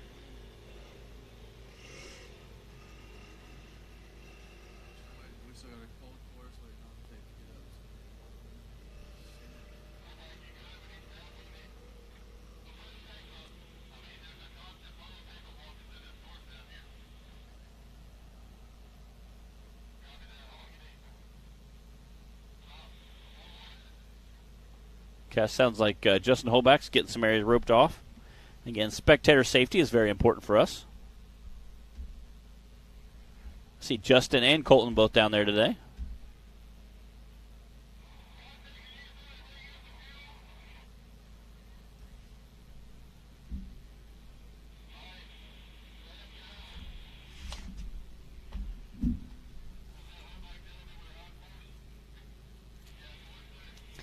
Scott Goforth is from Kodak, Tennessee. And we have a course clear now. A little different watching the big bouncer take off that race line starting gate. See it shake a little more when he hammers down on that big engine. I was told that a guy who builds NASCAR engines built this engine. And I believe it because I've seen this guy at Dyersburg on that big hill just romping on it. Did he get lost in the dust? Or just have trouble with that turn? That is a pretty tight turn down there. I did not make it over to that far side of the course to check it out today, so I'm not sure how tight the turn is down there, and if that was what held Scott up a little bit. Hey, get out of the way! Get out of the way! Back up. Or if he just got lost in the dust cloud. I'm not sure. But he's on his way now. He's heading towards and he is the coming Mickey up Thompson quick. Mountain. Let's see what some bouncer-sized tires can do on this course now. After 14 heartbreaking DNFs in the UTV Bounty class. Man. Oh! Oh!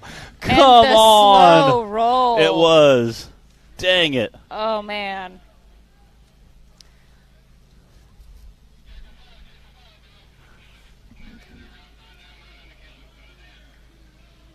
All right.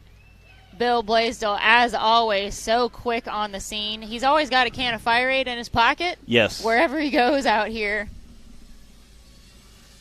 Shout out to our recovery crew and all the help that they give. We wouldn't be able to do these events without them. These guys are great. They work so hard, usually in the heat and the dust out here, giving everybody a hand, making sure everybody stays safe.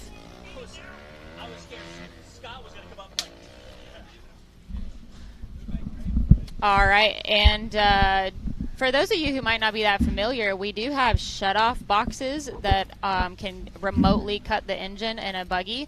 So that actually just happened. The buggy was upside down and still running. So was it either Justin or Colton Hoback are in charge of that, and they went ahead and used that remote shut-off on the buggy. It's just a safety feature to make sure that nothing can accidentally happen in events like this. So that was, I can't find the word I'm thinking of. An example yes. of when that might be used. If it's upside down and running, if a driver's, if something does happen, if they get a little out of control, stuck throttle, anything like that, all the buggies out here have remote cutoff. And this morning, after the drivers' meeting, they actually started up all the buggies and tested it. They had them all start up down there, and then they shut them off all at once. So, it's a visual example to the spectators out here of how that works, and because a lot of people might not be aware of that. Yeah, and again, that's that remote ignition interrupter. We kind of stole the idea from monster trucks. Those guys run them, again, because when you have a monster truck, it's designed to go over anything in its way, which if you're inside a stadium with lots of people, that could be hazardous. So they developed that, I don't know, decade ago. So we kind of stole the idea from them, and it works out really great. You have guys that are, 1,1800 horsepower now, and again, kind of designed to go over anything and everything. So when you have somebody that with that much horsepower, if a person was to get knocked out, say, and the weight of their foot is on the gas pedal, that could be really dangerous. So we have remote ignition interrupters, kills the vehicle. We also kind of post up to all the bouncers in a big line in front of the spectators. So even if you were rolling down a hill after we killed your vehicle into a bouncer, you're not really going to do much to the bouncer or your vehicle. And then we can get over there and get you some medical attention that you need. So we try to be as safe as possible here with the National Rock Racing Association. All right, while they get Scott off the hill, we are going to take a quick commercial break, and then we'll be back with more. Rebirthed from the depths of Baja, Mickey Thompson Tires announces a new American mud terrain legend. The new Baja Legend MTZ. Silica reinforced T4 tread compound. Powerply 3-ply construction. Improved 4-pitch side biters. Proven MTZ tread styling for undisputed traction. 35 different sizes, and one is just waiting for your rig. The Baja Legend MTZ.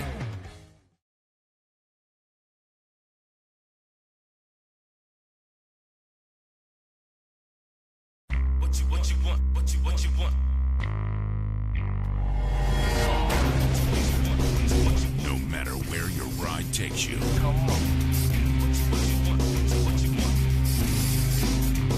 Whether it's a quick trip or a slow climb. When you choose RCV Performance Axles, you're guaranteed to finish every time.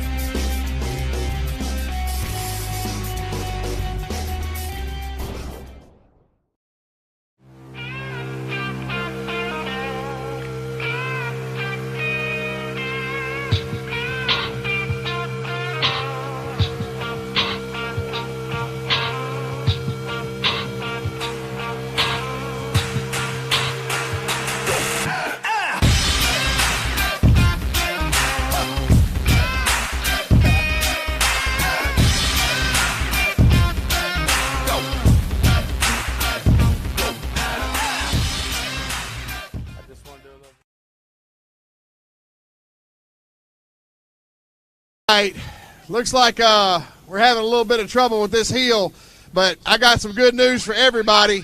I got Jerry Gray on the line riding this old Outlaw Hell's Revenge buggy, Hell's Outlaw. I don't know if he can do it or not, but it's this IS front end, and we're straight axles on the rear. What do you think, Jerry? I think we're going to do it. All right, well, don't be the one talking about it. Be the one doing it. Jerry Gray. All right, Jerry Gray on the line. Will he be the first one to climb the Mickey Thompson Mountain today? I don't know. That buggy, it looks like they've made it sit a little bit higher than it used to. It used to have a pretty low belly, so we'll see. We'll see how he does. Looks like they've set it up for a little bit more up travel.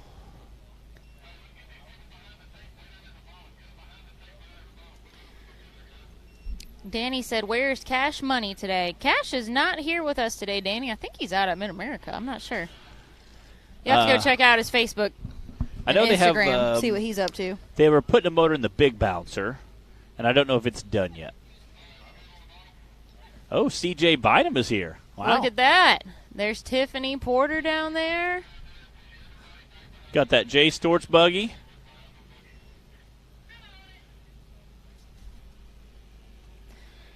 If you guys have just joined us recently, welcome to the show. You're watching Hillside Live. I'm Bree. I've got Matt Holt up here with me today. Back from his adventures. Extravaganza. World Tour extravaganza. We are at Hawk Pride Mountain Off-Road Park in Alabama, enjoying an awesome day of racing. We had 3 classes yesterday that we raced. We've got 3 today. We already had our UTV youth class complete course 1 and the bounty class. Unfortunately, nobody in the bounty class made course 1. They weren't able to finish the Mickey Thompson Mountain, as we're calling it, or if you're familiar with Hawk Pride, what they call Maverick out here. And this will be our second bouncer driver, so we've got pretty much our whole list of bouncers still to go. And then everybody will be back for round 2, of course, later this afternoon as well. Take a little bit of intermission, get some lunch. Our next event is going to be at Hollerwood in Kentucky, August 26th and 27th. After that, we'll be at Rush Springs in Missouri. That's September 23rd, 24th. Then Bikini Bottoms Off-Road Park. That's in Dyersburg, Tennessee, October 7th and 8th. And then we'll be at Mid-America for our finals, October 27th, 31st. So we've got 4 more events for the year after this. If you guys want to try and make it out to one, hopefully one of those is somewhere close enough to you that you could come out and join the fun in person. You can always go to nationalrockracing.com and look up that calendar of events, and there's all kinds of good stuff on there. You can find information on our season drivers. They've all got the bio on the website. You can look up the point standings for the season currently. It's all up to date on there. That's where most drivers are at, point standings. They want to know where do I stand? Where does the guy next to me stand? The guy above me stand? Mm-hmm. I know I'm just right behind 10th place. I'm 11th, certainly. I want to be in that top 10. Jack, you are Matt, you are 2 points ahead of Jack. I cannot wait till I bump into him and rub it in this weekend.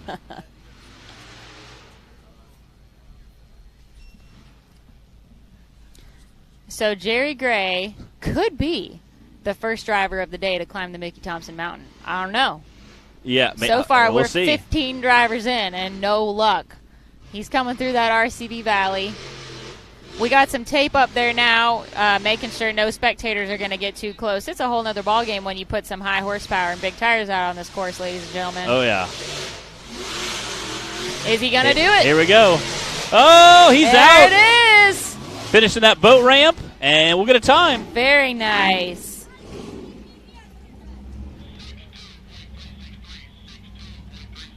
Ooh. 62.363, ladies and gentlemen. We have a race. We do.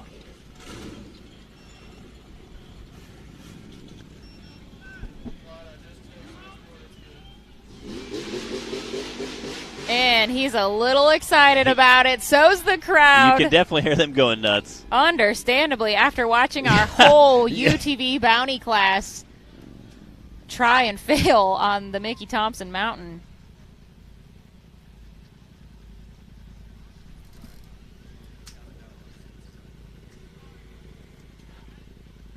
All right, let's go to Zach. Zach, coming to you. 3, 2, 1. All right, next up, after that spectacular run, we got the bad donkey himself, Kenneth Cozine, lined up and ready to go. This is one mean machine, and if anybody's going out the top, he's one of them. Jerry Gray broke an axle, but they're going to see what they can do. Kenneth, who you want to thank? I got to thank the good Lord above for keeping us all safe. I got a lot of friends and family that also help me do what I do. So thank you to them and the sponsors that helped me along the way. Oh, yeah. All glory goes to God. We appreciate you, and good luck. Absolutely. We are blessed and fortunate to have the freedom and ability to come out and enjoy this sport that we all love, have these off-road parks that we can come do these events at, and have such great people around us. So absolutely, we are so thankful for that. Kenneth Cozine out on the line now, or out on the course, and Bad Donkey. And I got to say, everybody, this buggy is for sale right now. So if you like what you see and you think that you might want to try your hand out here at some rock racing, I don't know, I'm just saying, you could be driving Bad Donkey. Again, Kenneth Cozine has raced that buggy for quite a while. He definitely does not mind just hammering down and putting some power to those wheels.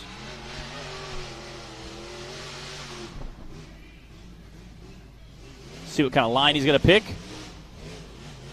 Looks like he's trying to stay on that far left side right there. Come on. Can donkeys fly? Looks like they can. Whoa! Launching out the top there.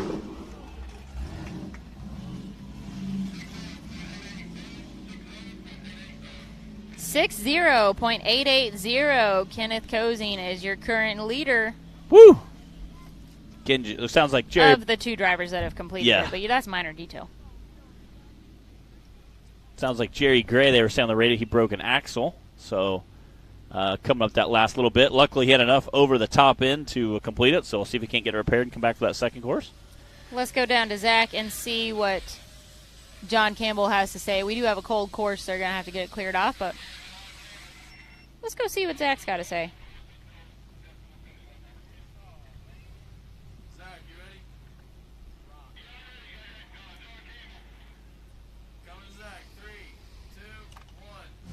All right, we on a roll now. We're going to be on a streak. We got John Campbell lining up in that Taz buggy. This thing whistles more than the theme song to Andy Griffith, and it's Bad, Bad Mamma Jamma. Reject Bad put it together, and John Campbell makes it sing and walk and talk. Who you want to thank? Thank all the family and friends for coming out to support. All the family and friends. Well, good luck, brother. He makes it sing and walk and talk. All right. Well, that's a new one. Is he going to make it walk right up this mountainside, though? That's the real question.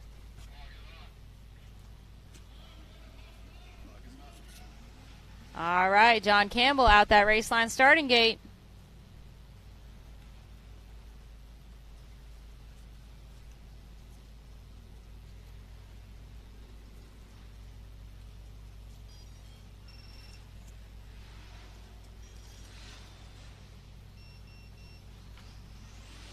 You hear that buggy screaming. That turbo works very well.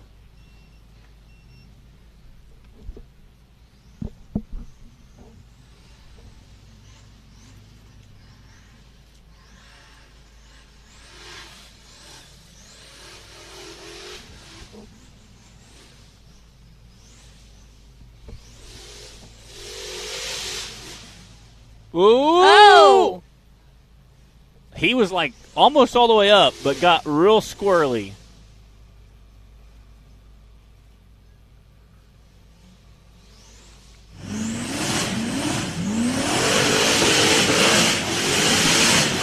Man, listen to that. Listen to that buggy sing. Woo! Nice.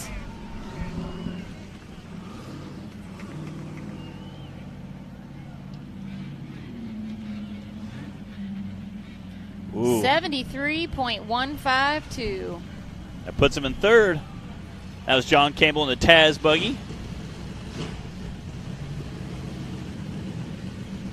He's running a turbo, if you couldn't hear it spooling up there. Oh, yeah. There's a familiar buggy. Jack Porter on the line with Venom. Let's go to Zach. All right, next up, we got Jack Porter, and I'm telling you what, he's going for the skinny pedal of the win. He don't care whichever one comes first, if not both of them.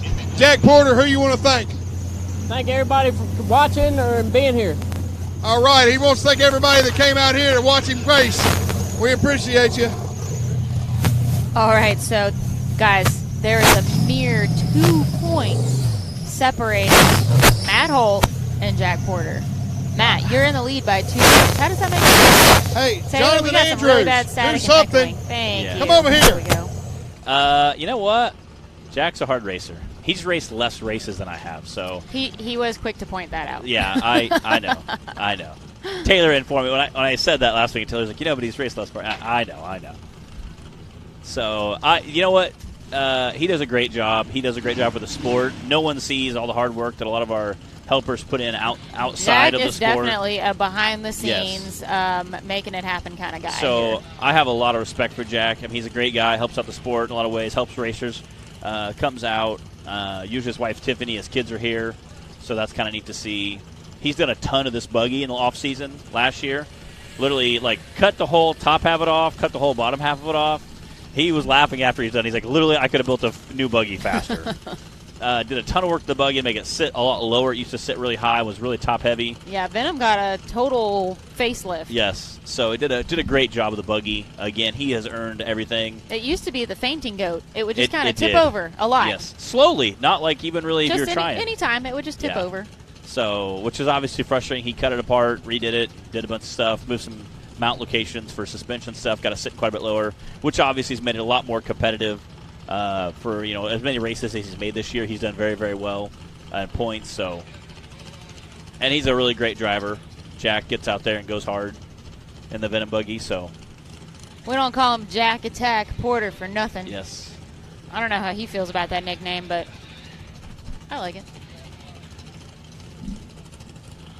All right, I just heard clock is hot. all right, here we go. Get it, Jack.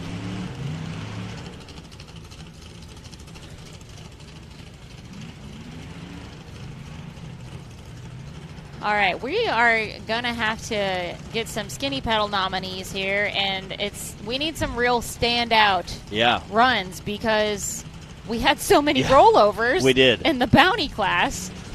We're going to need something a little more wild, a little more standout here for this skinny pedal award.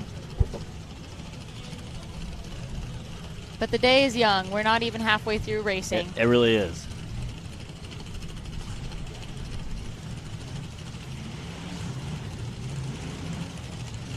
All right, so far so good. Through the RCB Valley, coming up to the Mickey Thompson Mountain. See what kind of line he picks. All right, Looks like he's going to that far right side and then kind of cutting across. We've seen that a couple times We already. have. It's hard to tell from down here, but Trying to get more of Must an be a good line there. angle at it, which again kind of gets that way your tires aren't touching each lip at the exact same time, which definitely works out in your advantage sometimes. Come on. Oh! come on, Venom. I think that was just There it a is. neutral drop There it is. to bump it over that ledge. Woo! Out the top he goes. I caught like the last 2 digits. Are you sure?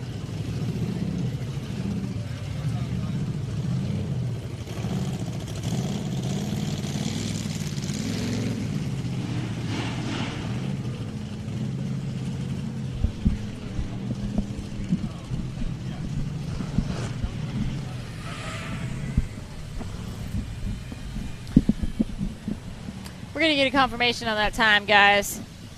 Give us just a second. And while we're waiting, we got our special guest hopping back up with us in the booth. The Ricky B. of Ricky B's birthday. What's up, guys? Oh. So, what have I missed? We had some side-by-sides go. 14 of them to be exact.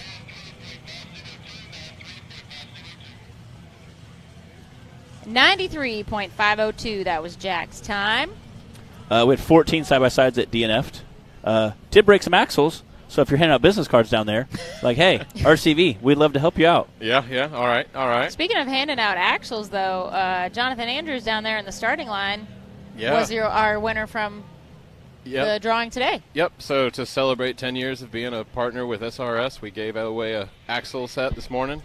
And Jonathan Andrews is the lucky winner of a new 40-spline Big Bell setup. So he's super geeked. They were super excited. You could tell they were jumping. Him and his crew guy were down there jumping up and down this morning. That's the Masher Motor Racing crew, who's literally sitting on the starting line. What better time to hop up here? Right. You know? So he's pretty geeked, you know? All right, let's go to Zach. All right, we're so proud of Jack Porter, but now we got Jonathan Andrews up here, and Jonathan Andrews happened to be married to my girlfriend, so we have a lot in common. Man, who do you want to thank for being here? Your girlfriend. My girlfriend and his wife. Thank you, and good luck. Mash Your Motor Racing, Jonathan Andrews. Again, Jonathan, a super great guy. In Alabama, so. Yeah. Super great guy. They help out quite a few, goof off, have a lot of fun. Yeah, Jonathan's been doing this for years, right? Yeah. Mm-hmm. He's been doing off-roading for a long time. Came out with us, I don't know, a couple years ago and played around with us and kind of did a race here and there and has jumped in. Usually when we're close to his house, he'll come play around with us and drives extremely hard. Yeah. So we always appreciate him coming out. Yeah, he and Alicia have been around in the sport for wow. for years. I remember that from back in like our 4x4 Nation days, I believe. Yeah. It's like my frame of reference, you know, Yeah. with like which time period were we in? Yeah, and that was 10 years, right? Probably at least 9. Yeah, Ooh. 9 or 10. Jonathan is from Northport, Alabama, driving that Mash Your Motor buggy. Some of his sponsors he wants to thank are Southern Off-Road, Roads, Diffs, DIY Fab Parts, Rapper Mike, and a special thanks to his wife, Blake Early, Patrick Murrah, and Steven Alexander. Ooh, coming out of that RCV Valley, a little rough, but it's not slowing him down. Again, we're going to see what kind of line he picks. Looks like he's taking that far left line. We've seen a handful of guys take that this morning. Again, Jack kind of went more midstream. We'll see what he's going to do. Again, Jack got about halfway up and then kind of just neutral dropped it, I think. Come on, get up there. Oh, man. So close. Get back on your Wait. wheels. Ooh. Woo! Man, that was a hard hit. Not over yet, guys. That is awesome. Might have rocked his world a little bit, that landing. Yeah. Yeah, that was a rough landing. Yeah. That slap down. I'd regroup if I was him. But Yeah. People do not realize how much force you have going when you slap down like that. Looks like a coilover The might way be that the unhappy. buggy man. is leaning, I think they might have a better idea now. Yeah, And Yeah, that is might- why we wear Hunts devices. Yes. no doubt. Yeah, I don't know if that's a rear link or a coilover or what. It's hard to tell from this video. Let's go to a replay and see if we can tell.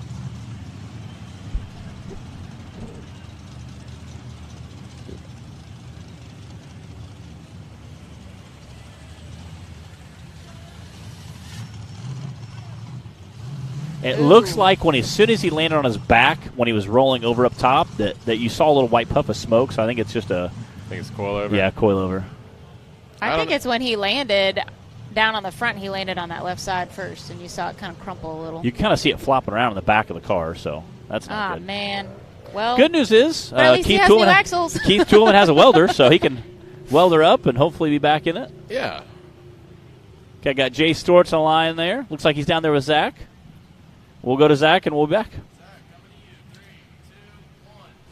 All right, next up we got Jay Stortz, Ford play. If y'all weren't around yesterday, Jay completely dominated the stock class UTV. Jay, what are you planning on doing today? Hitting it like it owes me money. That's right. He picked to hit that hill like it owes him money. We got a racer ready to go. And we always specify he is in Ford play. Right. Ford play. Very punny. Yes. We was trying to make sure we clarify that for smaller viewers. Ford Indeed. play. He runs a Ford engine, obviously. He's one of a few guys You that sure it's not a pretty much Chevy? everybody runs an LS or LS platform of some kind.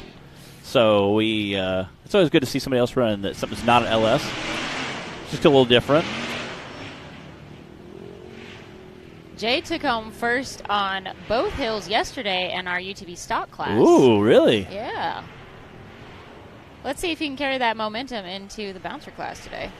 You know, coming up here with you guys and doing this interview announcing thing is, for me, really challenging because you've got the live feed right Yes. here. So here I am just, like, staring at it. So I apologize to everybody watching and listening to me, just sitting here watching. Just enjoy the show, feed. Ricky. Yeah. You're Yeah. welcome. Just come on up and enjoy the show. This is one of the best seats in the house. I'm It's not not gonna lie. bad. It's not bad. And the best part is you got to watch, we always cut to the best action Oh, yeah. camera, so we always have the best action shot there. Well, I mean, I realize that. Oh, man, listen to that motor sing, baby. Oh! Come on, get back on your wheels. Oh, dang man. it. Well, you know what? At least he's going to Man. take home a trophy for yesterday. Man. Man, he was sending it. Woo! All right. He did not. You know what? Jay already won a Skinny Pedal Award for this year, though.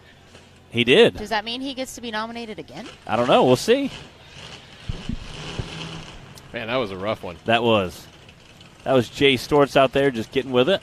You know, I got to admit, the Southern Rock Racing and Northern Rock Racing and Central Rock Yes. Racing, all that stuff, it's evolved so much over the years to be these quick woods courses with big, steep hill climbs, right? So to see these, I don't want to necessarily say this is a technical course, but It relatively is. speaking, it's pretty technical. You It got to is. pick your line, and, obviously it takes a lot of horsepower and momentum, but you got to place it right. All right, we're going to cut to a replay real quick. Again, this is him running through the RCV Valley there.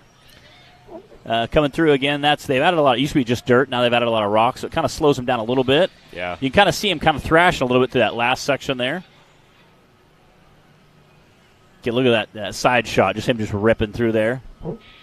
Just when I think the term rock bouncing is outdated, Yeah. he does this.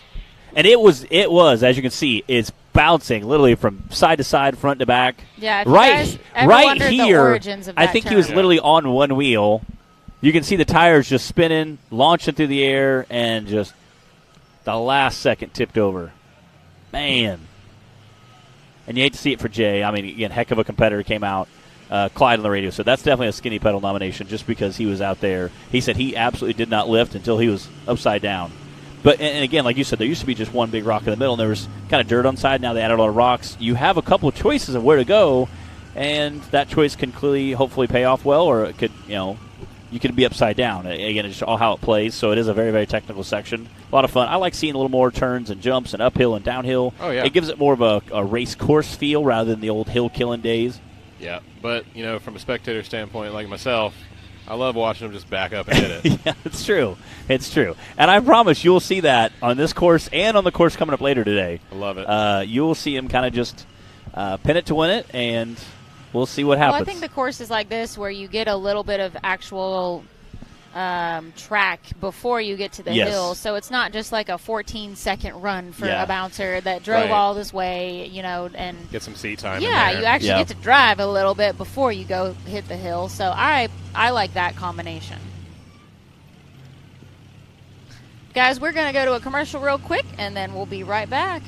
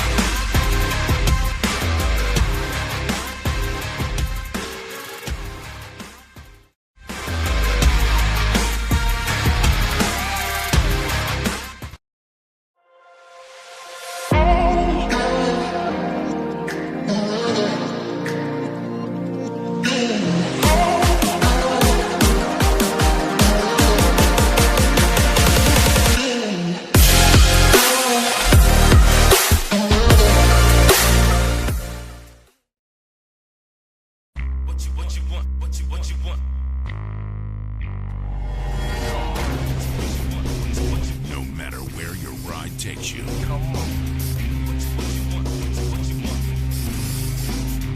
Whether it's a quick trip or a slow climb. When you choose RCV Performance Axles, you're guaranteed to finish every time.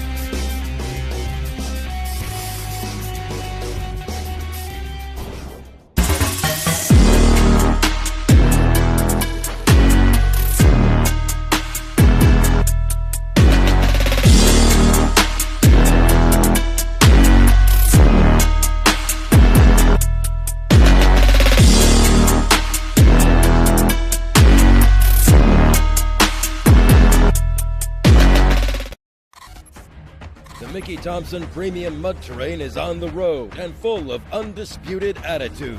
The Baja Boss MT. No compromises, ever. We are purpose-built tires for truck and Jeep enthusiasts everywhere. All mud tires are not created equal, and here's the proof. Powerply XD construction, asymmetrical tread design, extreme side biters, and more. Find your tire size today at MickeyThompsonTires.com.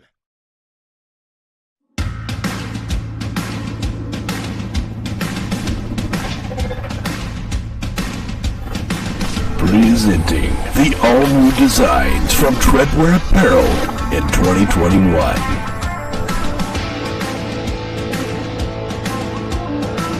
Visions are better at the top. More throttle than brake, more balls than brains.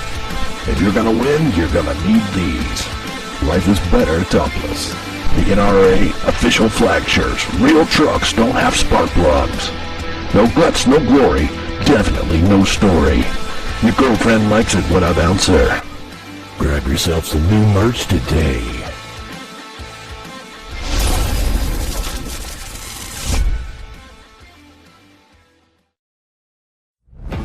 When you're serious about installing the highest quality drivetrain products designed for high horsepower and bigger tires, there's only one choice.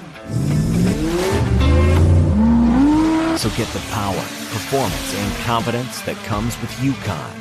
Rev it, climb it, and rip it, knowing you're rolling the best in the industry. Built to perform, built to last. Yukon Gear and Axle.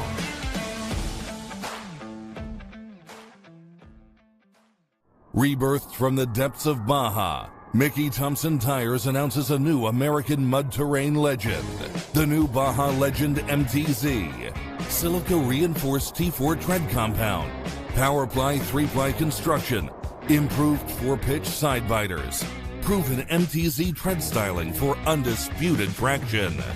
35 different sizes, and one is just waiting for your rig. The Baja Legend MTZ.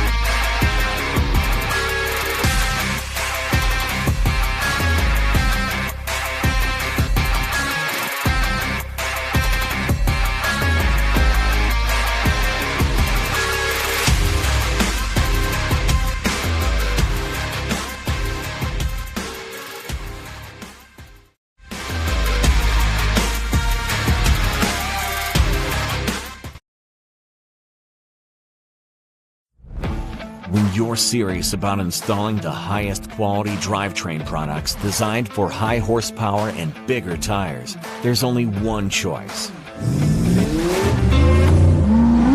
So get the power, performance, and confidence that comes with Yukon. Rev it, climb it, and rip it, knowing you're rolling the best in the industry. Built to perform, built to last. Yukon Gear and Axle.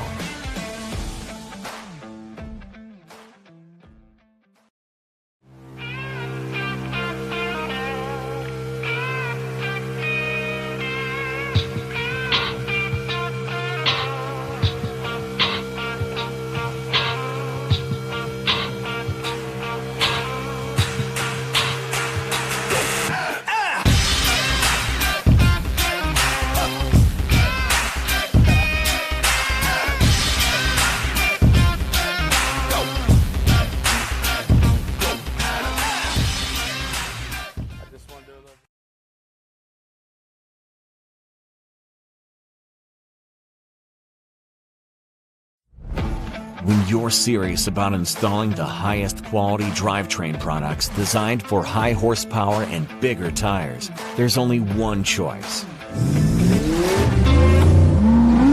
So get the power, performance, and confidence that comes with Yukon. Rev it, climb it, and rip it, knowing you're rolling the best in the industry. Built to perform, built to last. Yukon Gear and Axle.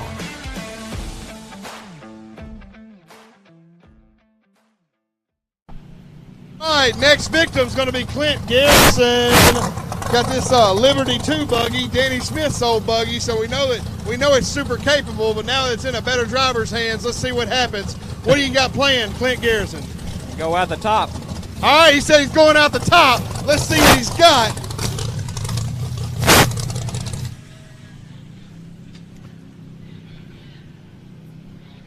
Again, this is Clint Garrison and Danny Smith's old buggy.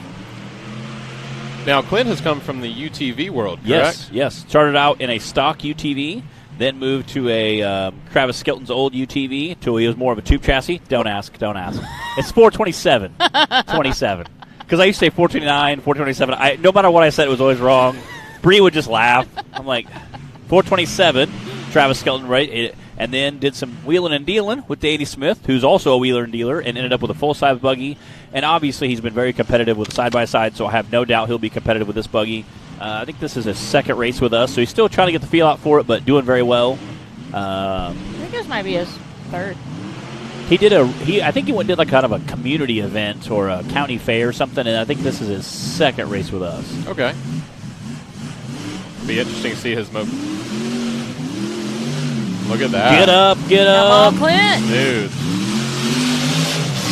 Out the boat ramp he goes. Very nice. Woo!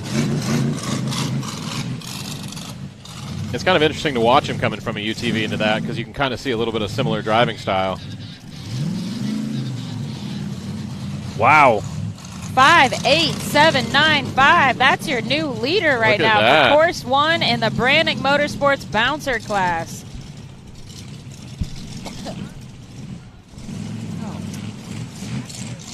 It doesn't quite sound like it's running right. That's the Franklin Flutter. Are you familiar with it? Yeah. Little whiskey throttle going on there. Yeah, just got to pat it out. Speaking of Franklin Flutter. The originator right there. The namesake of the On the Line. Tim Cameron from Franklin, Tennessee. Let's go to Zach. Woo! Good job, Clint Garrison. Next up, we got Timmy Cameron. If you got any TC fans in the house, this is your time to get loud, get proud. He said he didn't come here for second. Who you want to thank, Timmy Cameron? Thanks to all the spectators comes out. Means a lot. Thank y'all. All right, brother. We love you. Good luck. All right, the time to beat is 58.7. Quickly, do we have any predictions on what Timmy's time is going to be? If you've got one, put it in the comments on the Rock Racing TV page. Man, I'm going to say a sub 58, to be honest with you. Yeah? I'm feeling 57.5. 57.5? I'm going to go with 56.8. I'm going to say right around that 58 second mark. He's one of those guys that stays on the gas downhill, right? Yes. So that makes up time. That's true. Not a lot. It's hard to do that. Oh yeah, and we're going to see that later today. So I totally agree with you there. It kind of goes against your instincts. Yeah, it doesn't feel good. Yeah, so it's definitely something that takes some seat time and some familiarity with your buggy to get comfortable with. Here we go. Ooh, that's a bad bounce. And skims right up it. Oh man! Wow. What's it gonna be? I might have overestimated.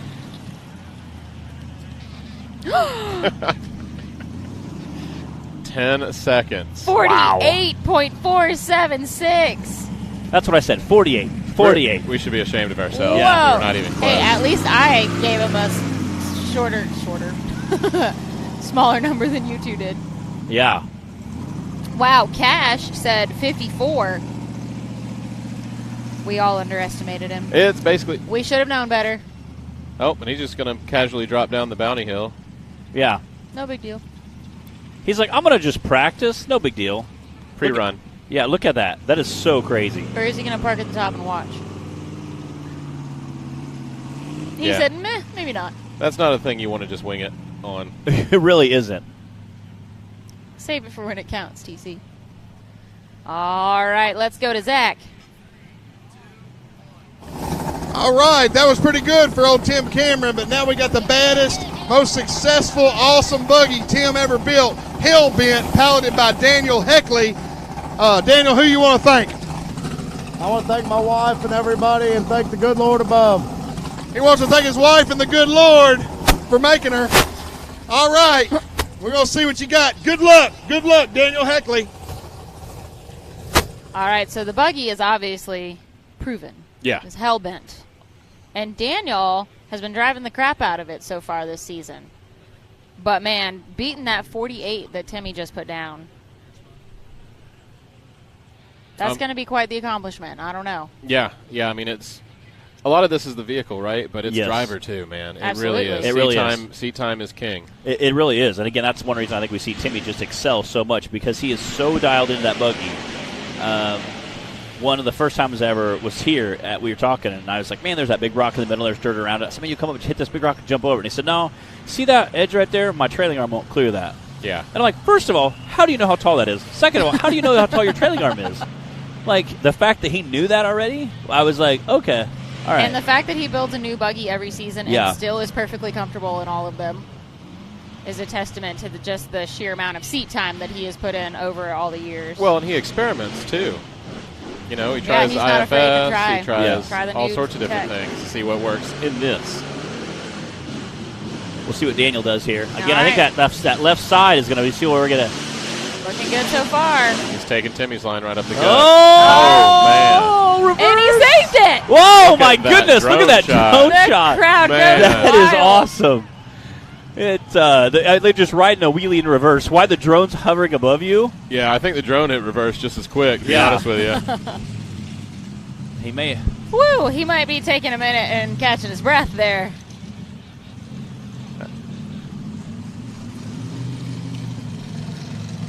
Oh, yeah.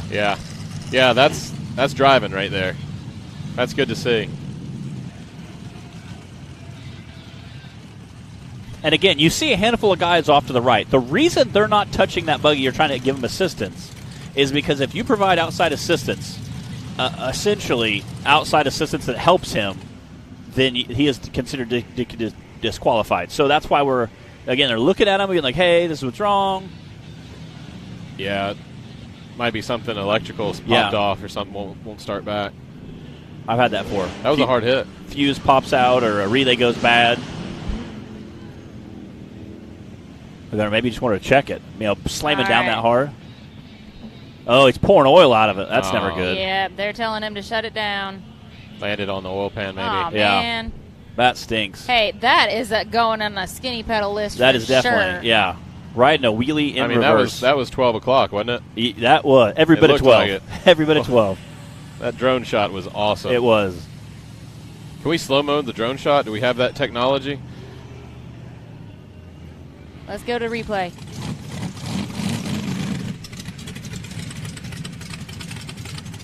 Again, straight up and down. He might even. Well, he was way farther than 12 o'clock. It looked like. Just smacked it in reverse. Yeah, it's hard to see at the point that he landed there, but obviously it was a hard slap down.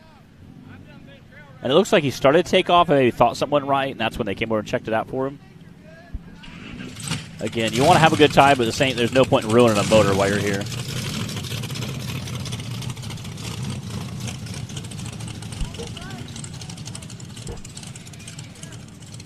Man, Keith is really the MVP of it, isn't he? You have no idea. And, parts, I was showing my buddy, Eric, that came with this weekend. He has a bunch of toolboxes. There's tools, there's parts, bolts, whatever you need. We took one time Bubba Bacon broke a kingpin. We ground the head of the bolt off just enough to slam it in the kingpin part, put everything back together, and still ran the second course. Came in like second or third for the day. It was great. Welder on board, grinders on board. Whatever you need, he can get you going again. Even if it's just back to the trailer, he can still get you going. Man, he's the guy you want on your trail ride with you. Yeah, definitely a lifesaver. We appreciate Keith. He takes good care of us. Yeah, he's always there to help out. And does it for free. I heard he got a little out of whack yesterday. He did. Yeah, I think that was totally unexpected for everybody. Yeah, so the recovery guy needed recovery. What do you do when the recovery man goes down? They had coming up. He said the race was over. Side by side, he was helping pull him out of the way or something. After that, he's like, I can crawl up this. And, obviously, it's a very capable rig, even though it's our recovery vehicle. So he pulls up, just starts kind of putting up it, and the back tire kind of dug in a little bit, and just kind of slowly tipped him over. And Jay Storch was telling me, I said, Jay, was he okay? And he goes, oh, dude, we walk up, he's busting up laughing inside of there, So he rolled over on the race hill. This one we're right here, now. yeah. And again, that vehicle is very capable of doing what we're doing, so it's nothing super crazy. But his tire fell in a certain hole at a certain spot. He might have to be running a little less air pressure than some of us. So, well, it's amazing what you do. Like race speed versus trail riding speed. It's a totally different perspective on these obstacles. Yeah, and sometimes it's actually easier at race speed. Yeah, when you're just hitting the tops of the bumps, right? Again, we've seen Timmy do that a couple times where he just kind of skims across some of those bigger whoops or kind of a gauntlet you have to bounce through. You get enough speed, you can kind of just like a trophy truck. Again, you kind of just skimming the top of them. That's what they say. Hit the tops of the bumps, and it's faster. I don't have the heart to do it. Yeah. All right. Well, I'm going to go suit up and head down, and hopefully I have great stories to tell when I get back. You're going racing. Good luck. Yeah. Good luck. Have fun. Don't break anything. So am I honorary time guy now? If you'd like to be. That's not hard, right? It's just numbers. Just everybody's whole day depends on me now. No pressure. We're the unofficial timekeepers. Good. Clyde has all the officials. Good. These are the times that we have are just for our reference and the viewers' reference. All right. Well, full disclosure. If I mess this up, sorry guys, but Clyde will fix it. Don't worry, I'm writing them down too. Oh, good. Bunch of fail-safes. I feel way more official with the laptop right in front of me, though. There you go. So right now, our fastest time on Hill 1. We're halfway through our bouncer list for Hill 1 right now. Excuse me, that's Daniel Heckley getting recovered off the hill down there currently. But Timmy Cameron has the fastest time with a 48.4. The next fastest is Clint Garrison with a 58.7. That is nuts, a 10-second lead. 10 More seconds. than 10 seconds. Then we've got Kenneth Cozine with a 60, Jerry Gray with a 62, John Campbell with a 73, Jack Porter with a 93, and about 4 DNFs, it looks like. You know what? I'm just glad to see somebody finally going up the Mickey Thompson Mountain now after 14 rather disheartening DNFs in the bounty class, the UTV bounty class. You know, it's nice to see somebody at the finish line. I was watching the bounty class earlier for the UTV guys, and it's so fascinating that they are running, they're running like 28, 29-inch tires on something this technical with big rocks. And I guess it's just for wheel speed, right? Is it just to be faster on the flat track sections? That's why they choose that tire size? I don't know. I mean, it makes them nimble in the rocks, but then you get on these ledges down here and just, yeah. I don't know. Yeah, it seemed the guys with the larger trying to tire. Split the difference, I guess, between the track course style and then, of course, hitting the rock ledges. So, is there a tire size limit in that class? That is a good question. I get our specs mixed up, but we have so many classes now. Right. We've got 6 classes in the series. But that's on the website, nationalrockracing.com, if you guys are curious about those I'm curious. specific I will details. go check that out. Yeah. I'd like to learn more. You can report back. Yeah. But so on this bouncer class, we've got how many left to run? About half. Okay. Yeah, it looks like about 8 that I have on my list here. 8 more. Brandon Davis should be up next, so we might see him pulling up to the starting line. I can't wait to see him run. That IFS is just fascinating to watch in the rocks like this. It is. So agile. It's nice. And he's so smooth with it, too. All right, guys, they are still getting Daniel recovered off the hill down there, so we're going to go to a quick commercial, and then we'll be right back with more. What you want? No matter where your ride takes you.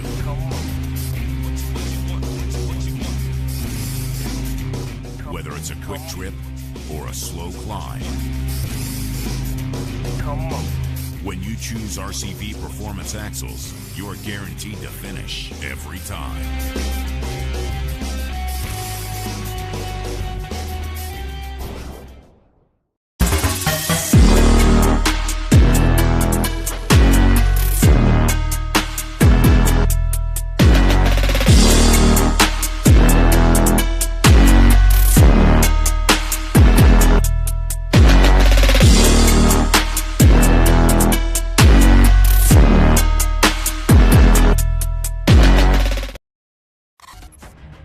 Mickey Thompson Premium Mud Terrain is on the road and full of undisputed attitude. The Baja Boss MT.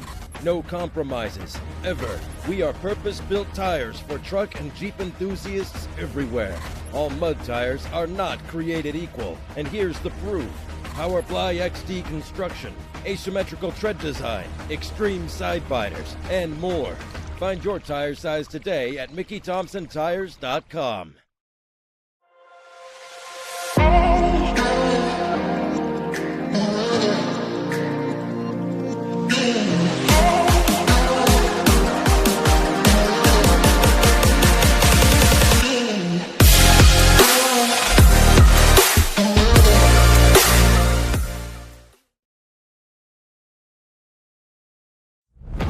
When you're serious about installing the highest quality drivetrain products designed for high horsepower and bigger tires, there's only one choice. So get the power, performance, and confidence that comes with Yukon.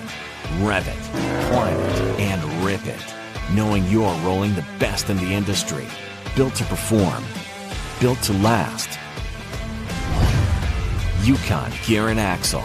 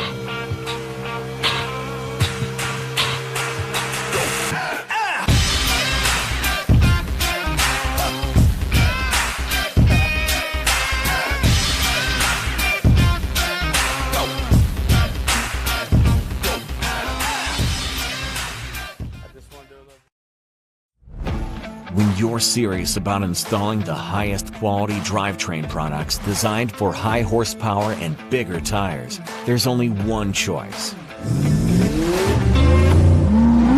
So get the power, performance, and confidence that comes with Yukon. Rev it, climb it, and rip it, knowing you're rolling the best in the industry. Built to perform, built to last. Yukon Gear and Axle.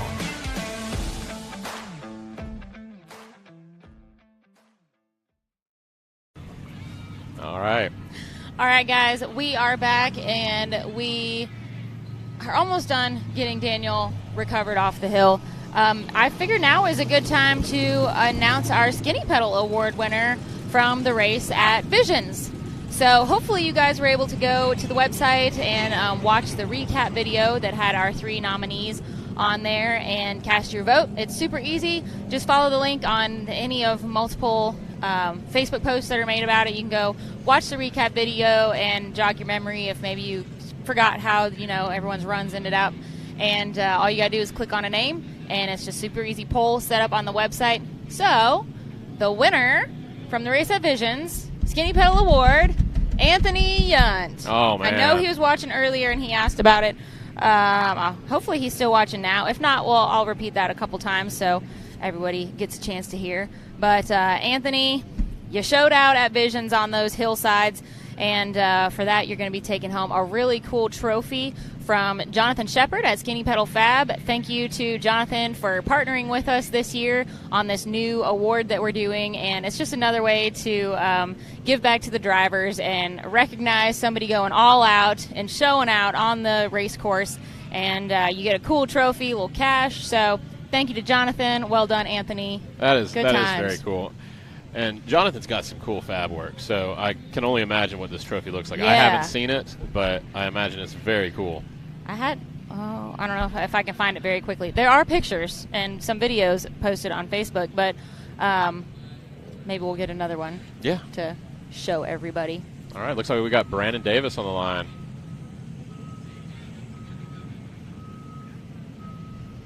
Okay. That is a fantastic angle, We'll everyone. just put that anywhere. Yeah. Is that a Caterpillar? That's yeah. a nice There's more of it.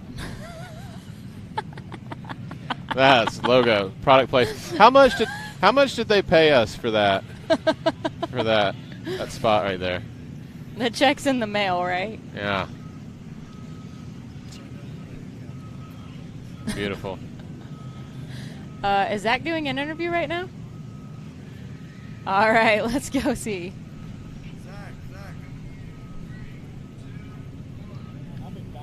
We got Brandon Davis as our next contendant racer.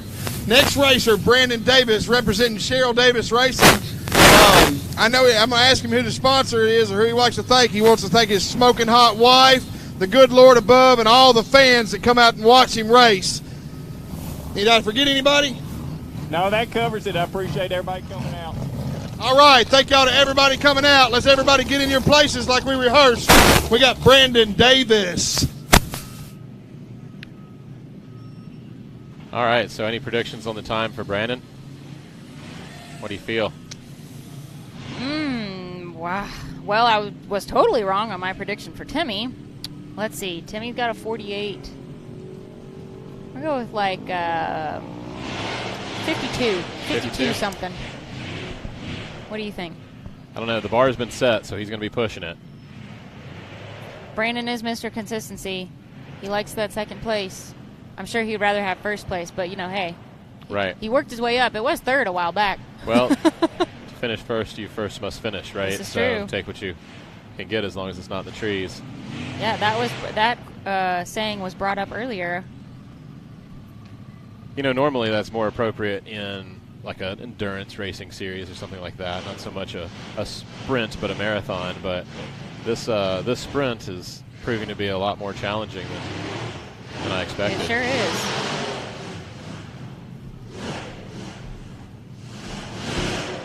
He's trying for that center line, it looks like. Menace is a very capable Oh, buggy. no. Oh, no, right as I said that. Oh. Oh, it's not over yet. Not over yet. It's just a little detour. All right, scrap my time. Prediction.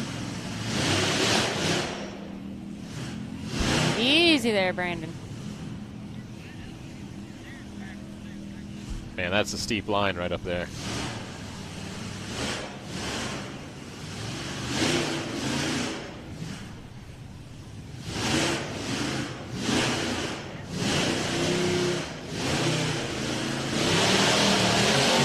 There he goes.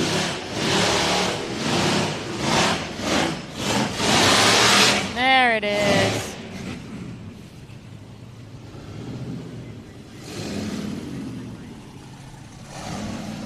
299.833 for Brandon Davis. Might not have been one of the fastest times, but he did complete the course with no carnage and a little bit of showing off in the middle. That's our A little excitement for the crowd. that's our 8th or 7th place, it looks like right now. Can you give us a top 5 rundown, Ricky? Top 5 right now. We've got Mr. Tim Cameron in first place with 48.47 seconds, followed by Clint Garrison in second with a 58 second. That is 10 seconds between first and second. That's crazy. That is crazy. And then we've got Kenneth Kozane in number 3, followed by Jerry Gray and John Campbell. All right, that's how it sits right now. I see Matt Holt on the starting line. Let's go see what Zach has to say about Matt. All right, y'all don't forget to pay off Brandon for that great run. Next up, we got Matt Holt. Matt Holt's got a lot of really good sponsors. He gets out and promotes himself really well. He does the best with what he's got all the time, every time. Always got a smile on his face, and we love him for it. Matt, who do you want to thank for being here? I want to thank all my friends and family, the fans for coming out, my buddy Eric for helping me, my girlfriend for supporting me, and the good Lord above.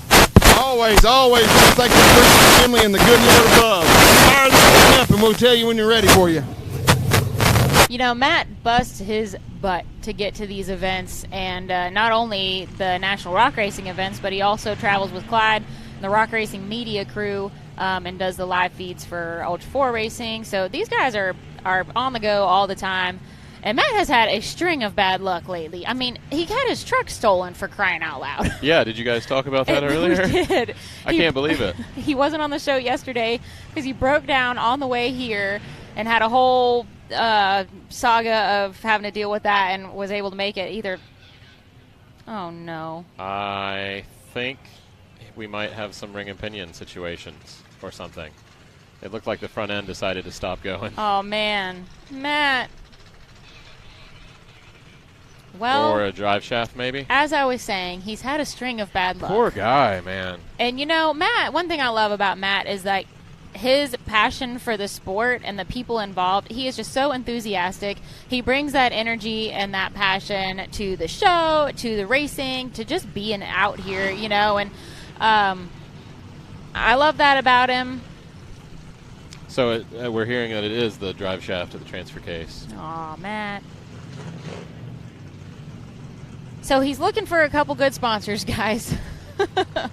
If you want to have somebody on your race team that's got a lot of heart and will work hard and put in the time, put in the effort, Matt's your guy. Well, fortunately, this particular failure might be an easy fix, right? It could just be as simple as a U-joint in the drive line.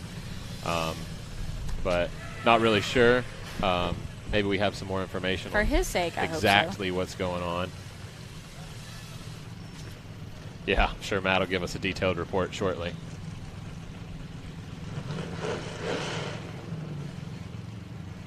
Boy, Keith's working overtime today and doing all the recovery.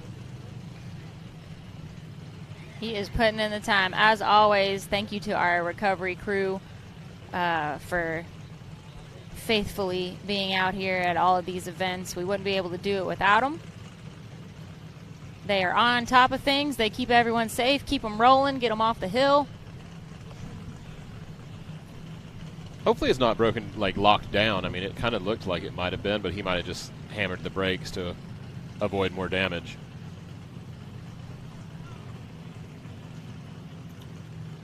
I didn't really even see him roll to a stop. I glanced away for a second.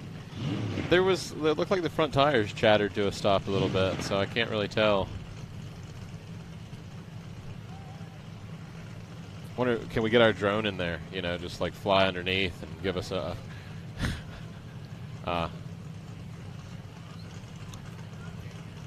The drone is having transmission issues. That's radio transmissions. Different. Yeah. That's not. Well, normally, you know, it's not something you think about. It's just it just goes. It's like, well, your brain's used to thinking of a different kind of transmission issues out here, That's and then true. you hear that the That's drone true. has transmission issues, and it's like, wait, what? Yeah, it won't shift to third. What a shame. We're talking about this because we're trying to Ricky suggested getting a drone over there to see what's going on, but it can't go that far, apparently. But what is crazy about that drone, so I was talking to him Can't get in the earlier, third gear. that drone will do like over 100 miles an hour.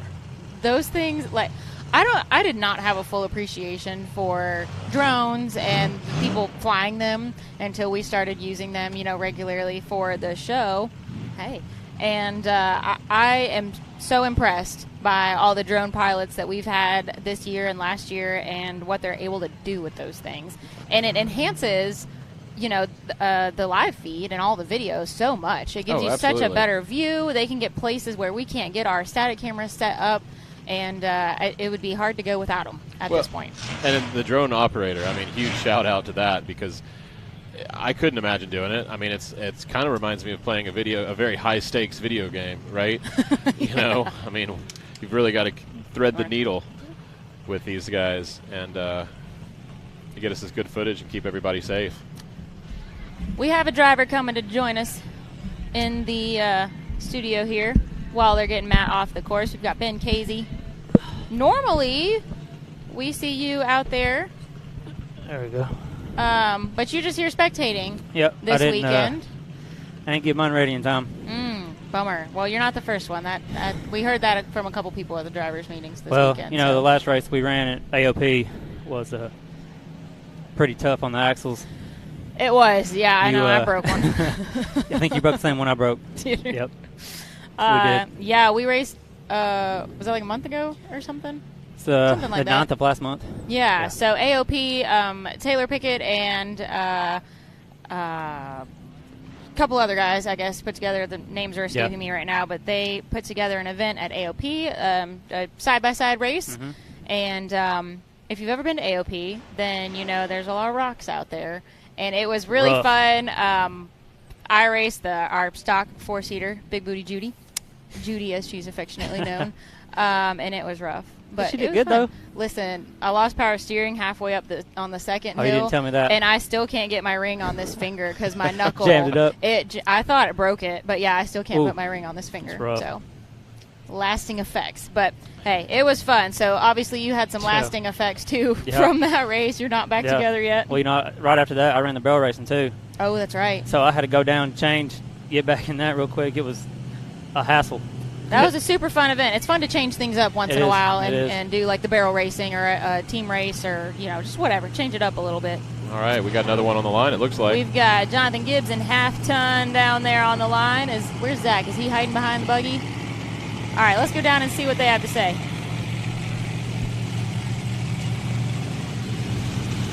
All right, we got it all cleared up, got the track ready. Next up, we got Half Ton Hoochie being piloted by Jonathan Gibbs. Jonathan Gibbs, who you want to say a big thanks to?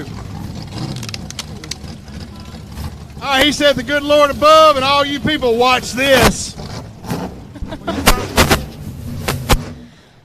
All right, Half Ton Hero. Is he going to be a hero today?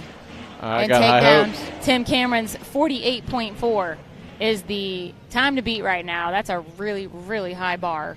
It is. Set by TC. But, it's tough to, before that bar gets set, it's tough to run, right? You've got to know to pace yourself or when to hammer it, when to let out. And, after watching Timmy's run, there's really nowhere to let out anymore. Nope.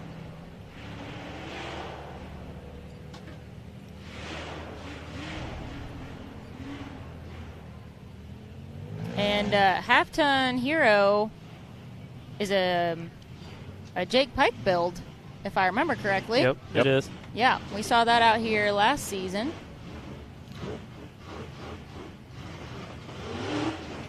Where's Jake at? I haven't seen him. I don't know. I think he took some time off, and he was on the live feed yesterday. He commented on here, so hopefully he's... Jonathan's taking that left UTV line, I guess if we can call it that. They definitely were. There were plenty of attempts over there by that tree. That bottom root right there is what's hanging everybody up. The perspective of this is hard to really gather. It is so much steeper than it looks in this clip.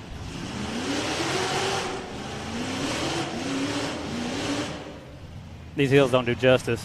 on video at all. Man, No. they never do. We They tell never people do. that constantly. So there you go, guys. You're not just hearing it from me and Matt. Everybody that's ever been out to a race hill in person, Ooh. just Definitely take not what easy. you see on the camera and assume it's twice as steep.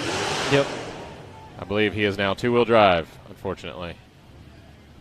We might have had Smoking on. another drive line let go.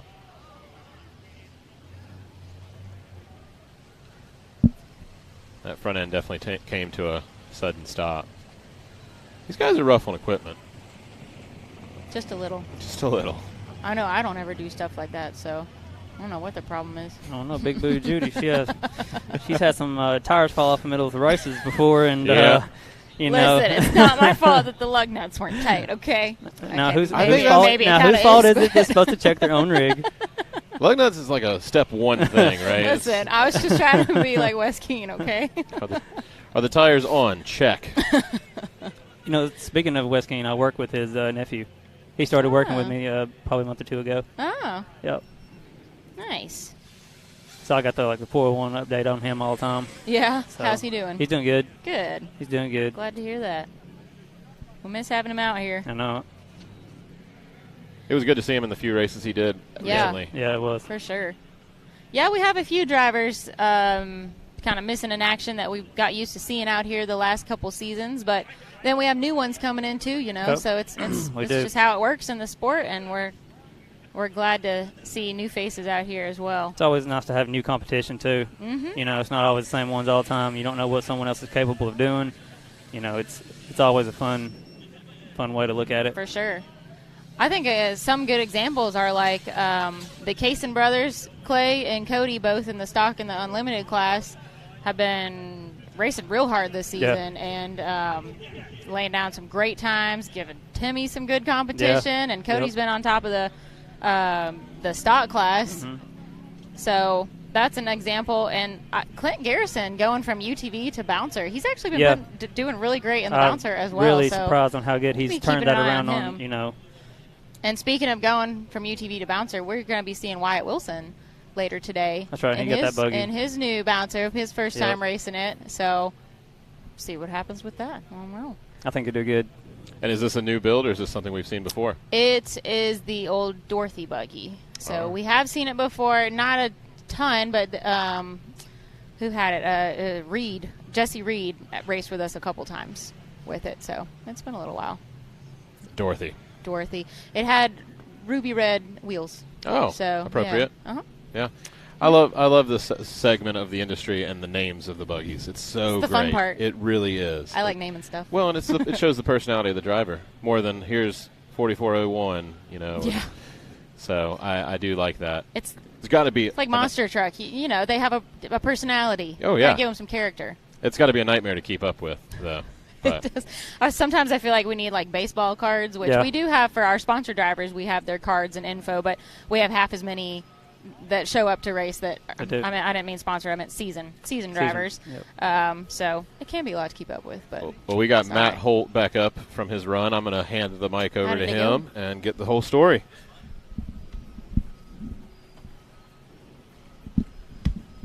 Game plan for next year, I'm going to try to get me a big buggy. Oh, we're gonna have another. Yeah, that's the goal. So hopefully we can hop in one and see what we can do with it. All right. Depending on if I keep this or not, continue with it.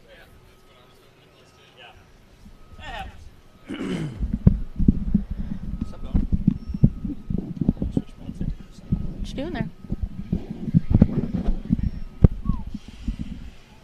It's a little warm when you get a race suit on. We're in the breeze, shade. When you're out in the sun with a race suit on, it gets pretty warm. I believe it. Matt, what happened? What's up, dog? What happened? Broke a rear output shaft. I heard it. So yeah, I didn't know what it was. You knew what it was. I kind of heard it, but I Yeah. didn't want to say what it was. Yeah, like that's. I was telling them I was laughing. It's a gift and a curse to be an automotive expert because when you hear a noise, you're like, I know what that is. Yep. You You're can't. like, You can't play I don't dumb. wanna believe it. Yeah. I don't you're- wanna believe it. Like you're motor knocking. Like that's a motor. No, it's suspension. Nope. That's a motor. Yeah. That's a motor. Yeah. So Can you fix it? No, I don't have any spare rear output shafts with me, but that happens. Hey, got to race. Good times. You know. Well, now you can just sit up here and relax. Yeah. Go get some lunch. Enjoy the show. Goof off. Yeah. You got to be in a race suit. Do and what? You don't have to gotta wear be your in your fire race suit. Yeah, it's a little warm out there. So it's a Well, good time. We were rooting for you. Yeah. And the course I tried was fun. to get you some new sponsors. Yeah. Yeah, gave you a little shout out. I appreciate it. I appreciate it. Hand me So some of them when they too. start calling, Yeah, I will. let me know. I will. Yeah. Who ran after me? Brandon. Brandon ran right before me. Joe Gibbs. Oh, Uh, yeah. Jonathan, Jonathan Gibbs Yeah. did. How did he do? Well, Half-Ton Hero was not a hero today. No, I saw we were getting at my buggy position, me and Keith, and I saw it like popping out the top of the hill, and I was like, okay, that looks pretty crazy. Yeah. So Did they, no, I heard he was moving a drive shaft or something, but I wasn't sure if they were still talking about me banging around in my drive shaft. Yeah, Yeah, that stinks. You hate to see that. I guess you guys didn't hear that. Taylor said he did break a front drive shaft. What's the Okay. front drive shaft? Yeah. Well, see, we get used to it. We can Yes. hear Taylor, Yeah. but the They- viewers yeah, they can't hear can't. Taylor, Right. so we forget Man, that sometimes. stinks. And again, if you break a front drive shaft, rear drive shaft, whatever, if it's the U-joint, usually you can slap one of those back in 10, 15 minutes. Easy fix. Easy to. Our buggies are really easy Right. to work on, so you can jump in there, take drive shaft out, put a U-joint in. Most racers have a size or two, so whatever size you have, if you don't have one, usually you can grab one from somebody else. So chances are you can usually get one, but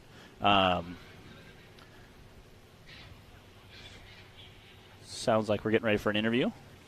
All right, here's Zach with the Justin Wills. All right, as soon as we get this cleared up, our next victim racer will be Justin Wheels, traveling all the way from North Carolina somewhere, like 9 hours away. Took him 2 days to get here. Anyway, driving this old pink and purple baby right here. That's his favorite colors. Y'all seen him. Y'all don't be scared to go over and get you an autograph or talk to him or ask him if they did so bad or so good to be seen. Justin, who you want to thank for being here? And Danny Pearman, always with me.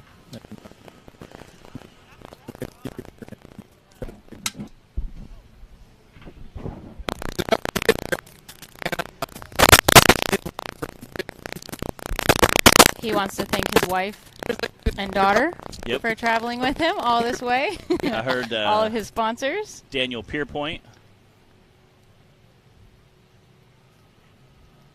We having some camera problems? Yeah. All right. They're also probably a little warm, baking in the hot sun right now. It's a basically like an oven out here if you're It a is. piece of electronic equipment. It's not Oklahoma hot. Especially if you're a black piece of electrical Not equipment. quite. We're getting close, but not quite. We do have a little more of a breeze. We got a little more out breeze here. here, yeah. That helps. And you know what? Having the trailer up at the top of the hill instead of down by the A lot finish better. line like we did last year, Lot better. the dust is much better. Yeah. All right, so that's Justin Wills on the starting line.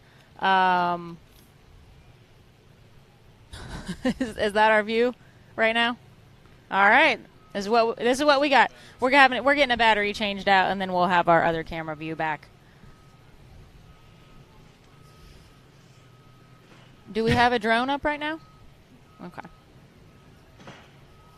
Oh yeah, look at that. Oh, look. Sweet looking rock bouncer there. It's guarding the finish line. It is. It's the defender of the finish line. There's an ugly orange razor over there. Yeah. It says 14 on it, you know. Been beat to death.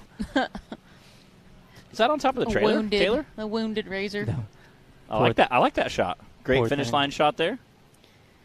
All right. Well, if you guys have just joined us recently on the show, welcome to Hillside Live. We're at Hawk Pride Mountain Off-Road Park for the second Southern race of the season. This weekend's brought to us by RCV Axle, and it's a special weekend with them because it marks the 10-year anniversary of their partnering with SRRS since way back at the first race, Chocolaco, in 2012. So they did a generous giveaway yesterday's drivers meeting and this morning's drivers meeting.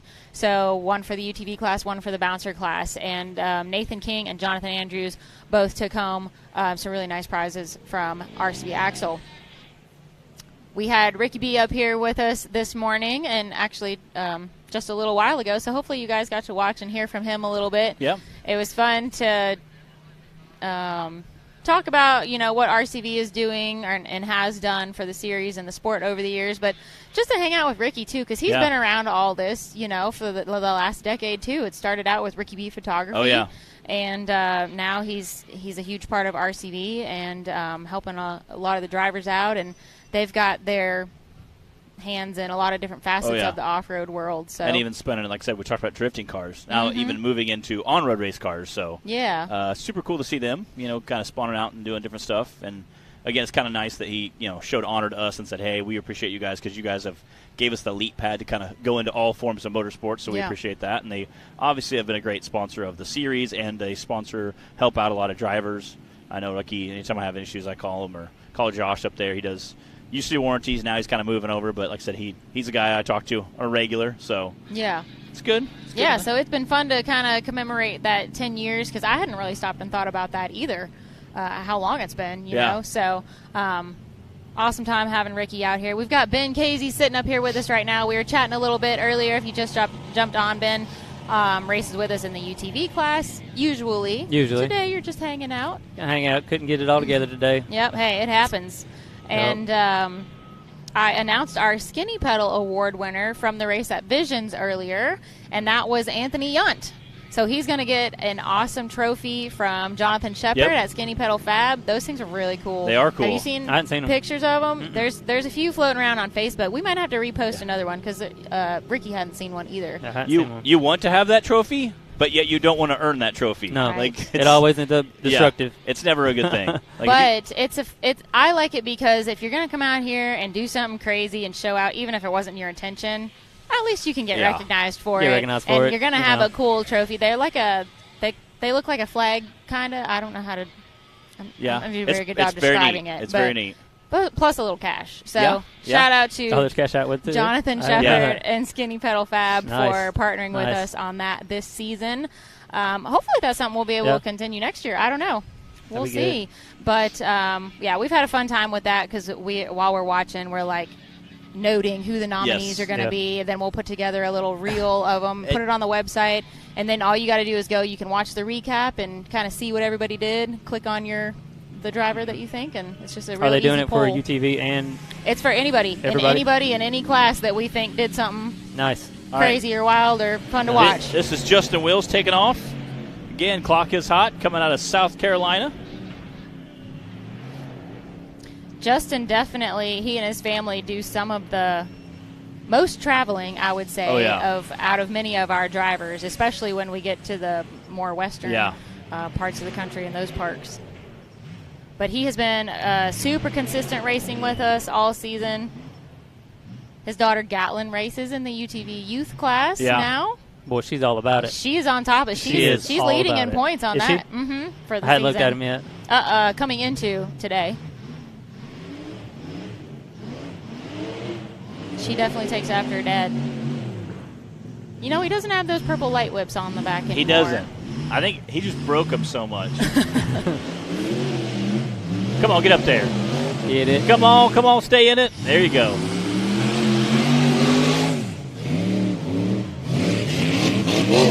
Nice. Good job.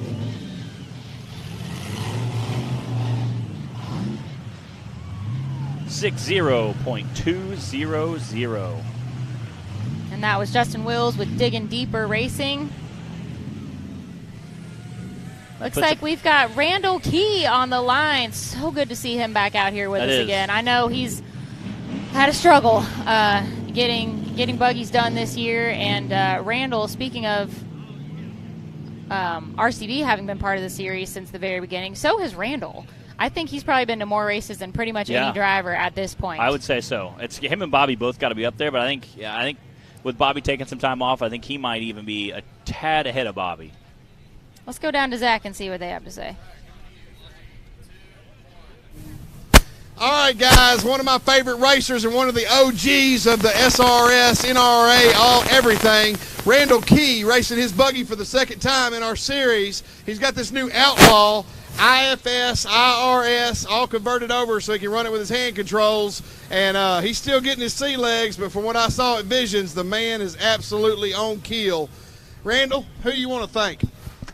Thank the good Lord, my wife Wendy, and all my friends and family that makes all this possible, and Terry Vendessa, Dodge and RV. But for all y'all, wouldn't be doing this. All right, you could have stopped at the good Lord and Wendy. The good Lord for giving her to you. Hey, good luck, brother. Randall Keith. All right, so Zach mentioned the hand controls that Randall drives with. If you guys are maybe newer to the sport and you're not familiar with Randall as a driver, he's actually paralyzed from the waist down. So he drives completely with hand controls. And it's amazing what he is able to do. I mean, I fumble around in there with rear steer and shifting and just crazy. Everything else when you're in, your adrenaline gets going, and I'm slapping around for everything. Yeah. And Randall Yeah. is doing everything with hand controls. He is definitely a fun driver to watch, that's for sure.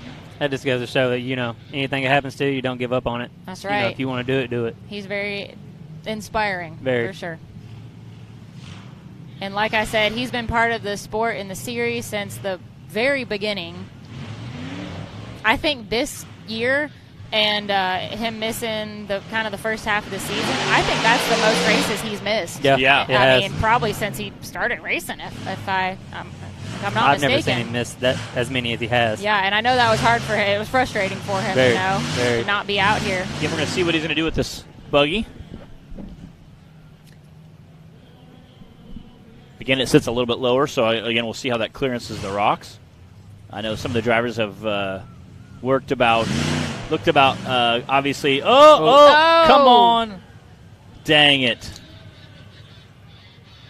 So, like Zach said, the IFS and IRS in this buggy, we're seeing a little more of that now. I mean, I know Menace has.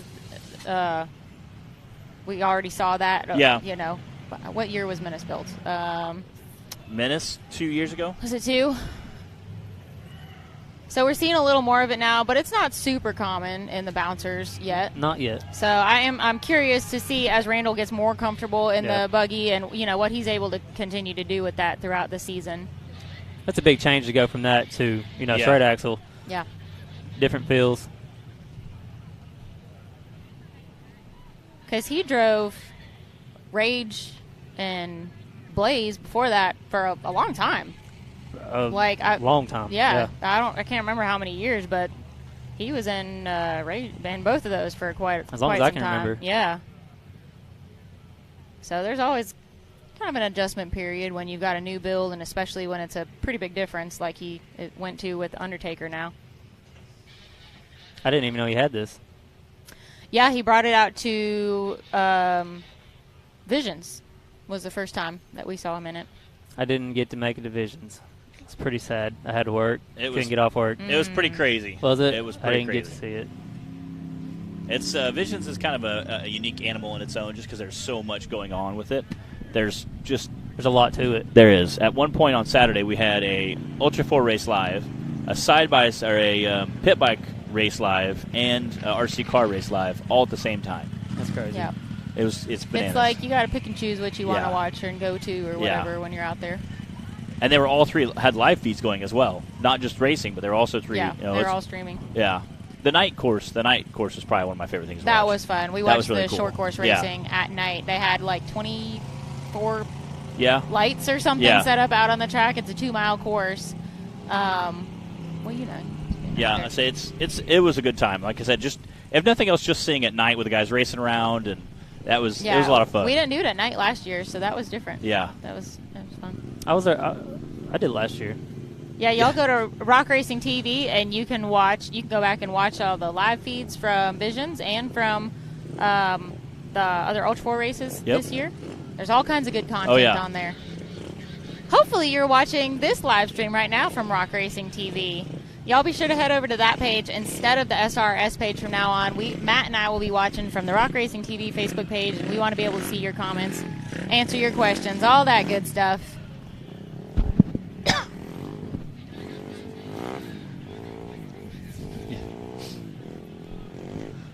Yeah, Rock Racing TV Media is a live stream extraordinaire. They can make the live feeds happen. All right, I see Sucker Punch Speaking of other classic buggies, that one's been around a while. LC's. Yeah. Yeah, it's been around for 8, yeah. 9 years. At least, something like that. We did a 4x4 Nation, Yep. the women's calendar shoot that we did. We used that buggy in it. So. I actually spoke to LC a couple days ago. All right, let's go to Zach. All right, he's going to go up there and get it looked at by the motor doctors. Next up, we got Trent Ratcliffe on the line. Trent said he's got one goal, and that's to win. I mean, it's to finish. It's to not die. We're good. Trent Ratcliffe, who do you want to thank? My dad. Nobody really cares. Mom and Dad made it happen. Good. That was awesome. All right, that was Trent Ratcliffe that just attempted to have a conversation with Zach. That's a great interview there. He's like, yep, nobody cares. Mom and Dad, thanks for a lot. Ben, you said you just talked to LC the other day. How's he doing? He's doing good. I haven't talked to him in forever. I hadn't either. That's the first time I talked to him. Probably since the last time he raced at AOP. Oh, wow. Yep, Trent Ratcliffe out on the course in old Sucker Punch. Trent is another one of our drivers that graduated from the UTV class up to the Bouncers. So it's awesome to watch guys jump up and see how they handle. I always like talking to them and seeing what they think about it. Going from a side-by-side to a big bouncer, seeing how it feels and what they think about the performance, how's it handled differently. Most of them are like, it's actually easier to drive just because you have such a bigger tire. They go from, some of the guys on the side-by-side Cup Series run a pretty small tire, and relatively to some of the other side-by-side guys that run a lot bigger tire than some of the mud events I go to. So to see them go from that to a big tire they said it's a little easier to drive. There is a little bit of an element of point and shoot with a bouncer that you don't have with a UTV. You have to be very accurate. Especially on rocks like this. Again, a perfect example we saw this morning with our 14 DNFs on this course, We got that was tough. 9 guys that have so far finished this course in big bouncers. So easy there, Trent. So Trent has had go. Get it. Nice. There we go. Good job.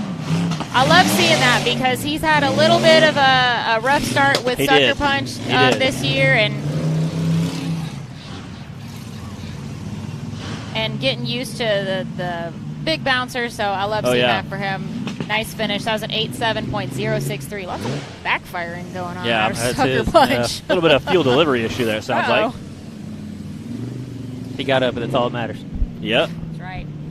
Bryant says the hills look pretty rowdy. Can't wait to see Hill 2. Oh, boy. You and me both. We got Wade Good pulling up the line. I saw a sign down at the bottom of the hill that says good luck. I like that. I'm assuming that was Wade's handiwork, but I'm not sure. Let's go to Zach. All right, next up, we got the reason Daniel Heckley's family even comes to the races, Wade Good. Yeah, if y'all look to the left, you'll see Good Luck Hill, but we're going to see what he can do today on this track course. Looking for that number 1 spot or at least finish. Who do you want to thank, Wade Good? I'd like to thank all my family and all my sponsors that helped me get here. All right, man. Best of luck to you. Can't wait to see you back. He is revving up and ready to go. There you have it. Good Luck Hill. Right down there. Good Luck Hill. Next to No Respect. And Daniel Heckley's little girls are like his biggest fans. I don't know if you've ever seen them all like interacting together. Blake and Dallas with Wade. It's pretty fun. Pretty fun to watch. I've seen them with Cash, and they always like tease each other, and like they're like two brothers basically. It's like the epitome of race family out here. He picks on him. Cash come up. I mean, I've like make a beeline for him to pick on him. You can see that course is getting pretty dusty out there. Hold on, Brian. This deserves recognition. He said, "Y'all know where Wade lives? Rent free in Timmy's head." Yeah. That's funny. Good one. All right, so coming into this weekend, Wade is leading in points with 488. Timmy is behind him with 479, and then Daniel Heckley at third in points with 417. Oh! Getting after it. See what his time was. That was quick.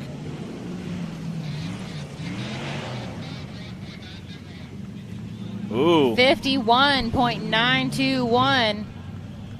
51.921. Puts him in second, doesn't it? Second. That's Yep. second place. Hey, that not enough to dislodge Timmy from that first spot right now, but that was a heck of a run.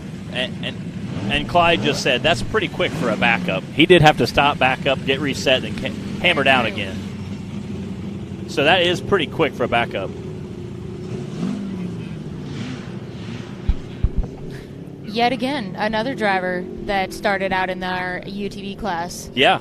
And got the taste for a little more horsepower. Made the jump to big bouncer this year, and I'd say he's doing all right.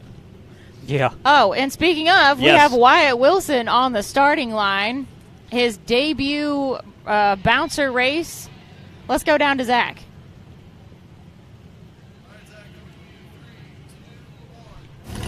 All right, next up on the line, we got Wyatt Wilson driving all natural, unwaxed, unbaxed. All right, Wyatt, who you want to thank? God, my girlfriend, Tasha, and Super Grip, baby. Let's get it. Super Grip? Y'all heard him what he said.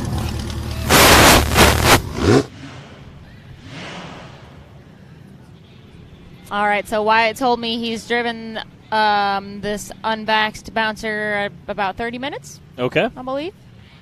First race. He does still have the test subject UTV, so he might be, doing double duty in classes in the future. But for this weekend, he just brought out the new bouncer. And if you guys missed it earlier, we were talking about this used to be the Dorothy buggy. If you are familiar with what Jess Reed came out and raced that with us a couple times. And then I think it got handed to somebody else after that. Yeah, there was someone else had it in between, and now it is unvaxxed. At Big Meats Run, he said somebody else had it, and they kind of wadded it up a little bit, tore up the front axle, and kind of ripped the whole front end out from underneath it. It was known as Reckless for a little while. Yes, Reckless. And apparently Reckless got wrecked. It did. Ripped out the whole front end, he said, and that was enough to make that guy go, you know what, this sport is not for me. Clearly it's a tough buggy, though, because here it is with Wyatt Wildman Wilson behind the wheel. And you know what? Dorothy is not in Kansas anymore, guys. It's definitely making that motor sing.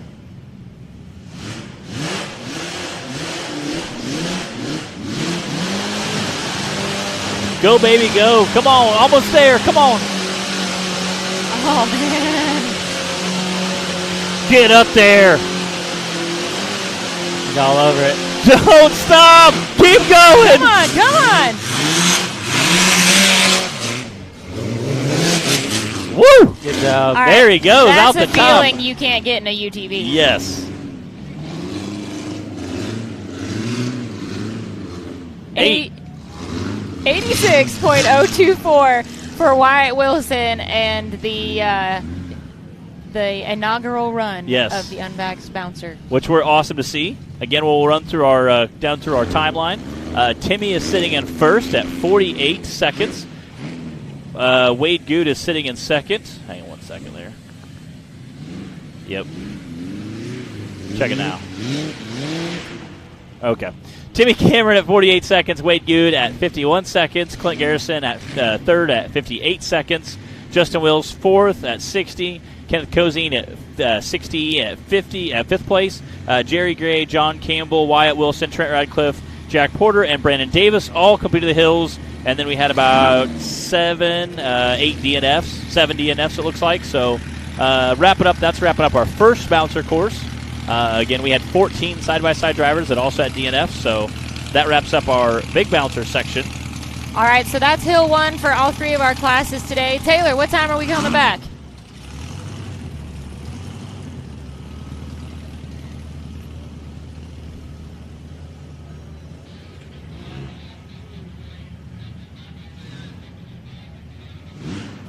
All right, guys, we will be back in about 20 minutes and be kicking off the starting line shortly after that, so don't go too far. We'll see you guys.